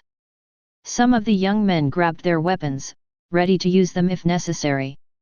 Methuselah climbed the ladder to the wooden platform at the top of the storehouse. "All is well," he called out from high above. "It is the bearer." A few moments later Enoch stepped into the clearing. "Greetings, elders, brothers, may the ancient," he paused when he saw the storehouse. "Bearer, is everything as you wish?" asked Father Seth. Yes, it is, more than I expected." "Praise the light, this is fine work," said Enoch as he examined the structure, "the best yet for truth." Father Seth beamed. Father Jared came up with the final design. The storehouse was crafted from a father tree, a conifer with long drooping needles, standing about 50 lengths tall and 14 lengths in circumference.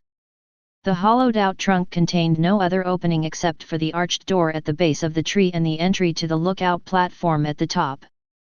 Thick long branches were further obscured by an aggressive vine, leaving the storehouse virtually hidden. They all stepped aside to allow Enoch to enter, and then followed him inside. Enoch quickly scanned over the stacks of alrué as he walked over to the ladders built into the walls, allowing access to the upper levels. Thick ropes hung down from the top to large baskets on the bottom. "I see we have plenty of room for more once they..." Enoch looked over his shoulder and stopped. The men, the elders he had listened to and revered his whole life, were all leaning against the walls or either lying on the floor, prostrate. "What is the matter with..." Enoch held out his arms again and looked around the room. The darkened room was completely illuminated as if the noonday sun sat in the middle. But no sun did this, it was him. Light gushed from his pores brilliantly, just as it had last eve. Not even the dark cloak he had wrapped around his body diminished the light this time.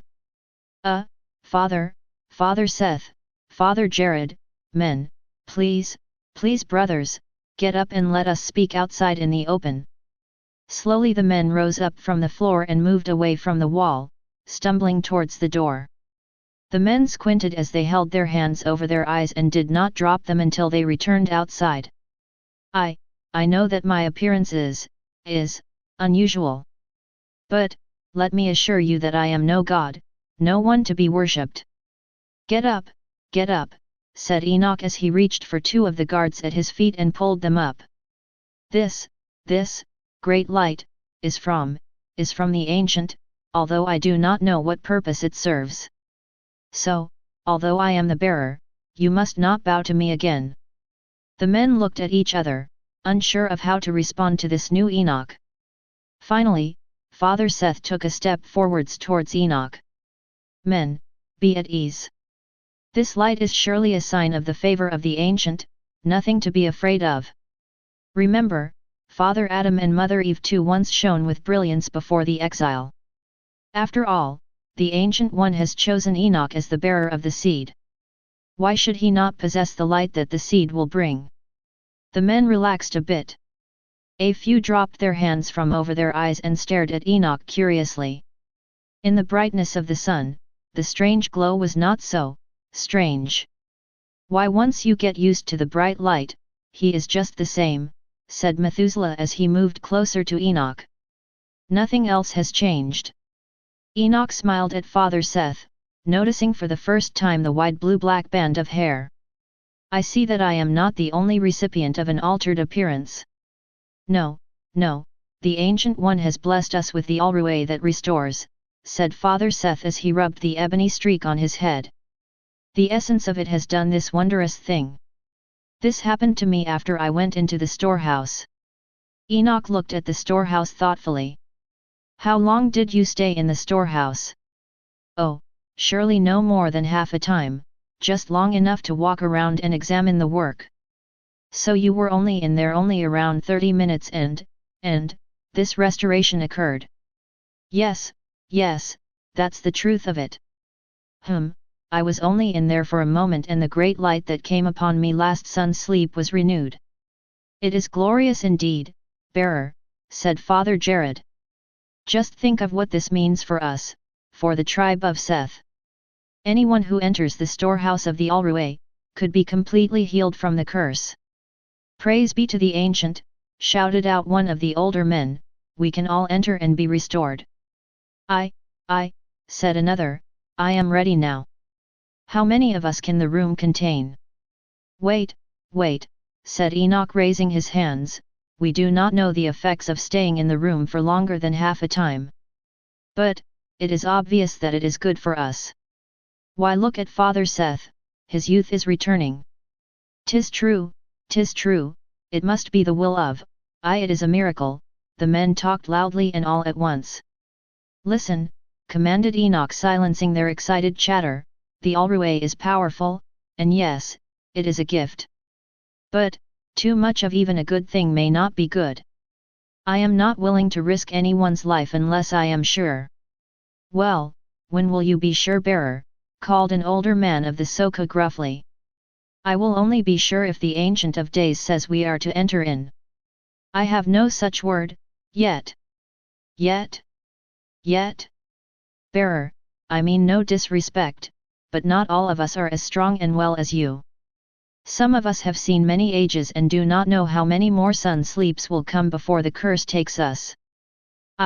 Bearer, he speaks the truth, he does. When, chimed in another of Adam's first offspring. Listen, hear me well, sons of Seth, said Enoch interrupting the man as he moved in front of the door to the storeroom. That is why I called you together this day. The Ancient One spoke to me in a vision last eve. He told me to return to Avonland Forest for instruction. For truth, I am already packed and prepared to leave now.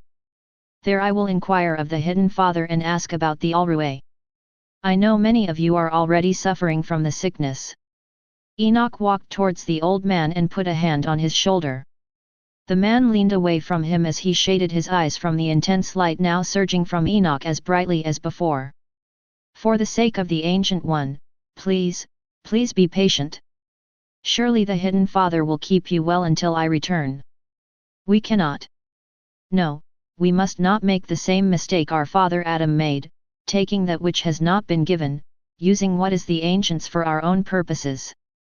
No, let us not forget the fruit of that other tree, we are still suffering from its nectar.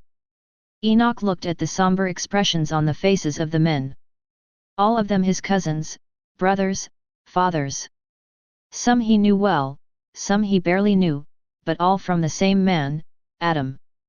Good. At least they still have the fear of the Ancient if not me. For truth without the gift of the light, my own brothers might have turned on me by now. Enoch paced slowly towards the entrance to the storehouse again and stood in front of the door. Sons of Seth, no one is to stay in the storehouse for more than half a time and the door must remain open while you are there. No one is to enter alone. You must be accompanied by at least one of the elders or guards. And, any son of Cain who brings an offering for the Ancient One, should be given a fair portion. But what if they are not, began Methuselah. The Alruay is to be given freely to any son of Adam who makes the sacrifice, said Enoch firmly. Now, if any concerns arise in my absence, Father Seth and the members of the tribunal will answer them. I have already spoken to the Medici. They have their instructions. Onam followed swiftly as he watched Enoch walk away from the group of men who still stood staring dumbfounded. Onam understood their amazement. Enoch looks just like us Elohim, well, almost, only smaller. Onam frowned and moved his hand to his bow. He furrowed his brow and glanced around. That's the problem. He looks like us. They will think he is one of us. Enoch hummed as he moved quickly through the grasslands away from the city of Seth, pausing for a moment to look over his shoulder. The outline of the trees on the outskirts of the city was faint. Enoch looked up at the sun, high in the air now, and picked up his pace. He was almost running. If I hurry I can make it before sun's sleep. Run, Enoch! Run! Onam focused his thoughts towards the human. Onam grinned as he watched Enoch break out at full speed. That's better. I don't want you out in the open when night comes. Enoch wrinkled his nose as a southern breeze blew its fragrance forward. There is that stench again. It must be a dead carcass, left by one of the animals stricken with bloodlust. Enoch shook his head vigorously to rid himself of the acrid aroma. He held his breath. Then after a moment he breathed again. Ah, it's gone. Now all he could smell was the sweet fragrance of honeysuckle. Run, Enoch! Run! Enoch ran faster. This concludes Enoch's Secret Part 3 of 5. Please select Part 4 to continue listening to this.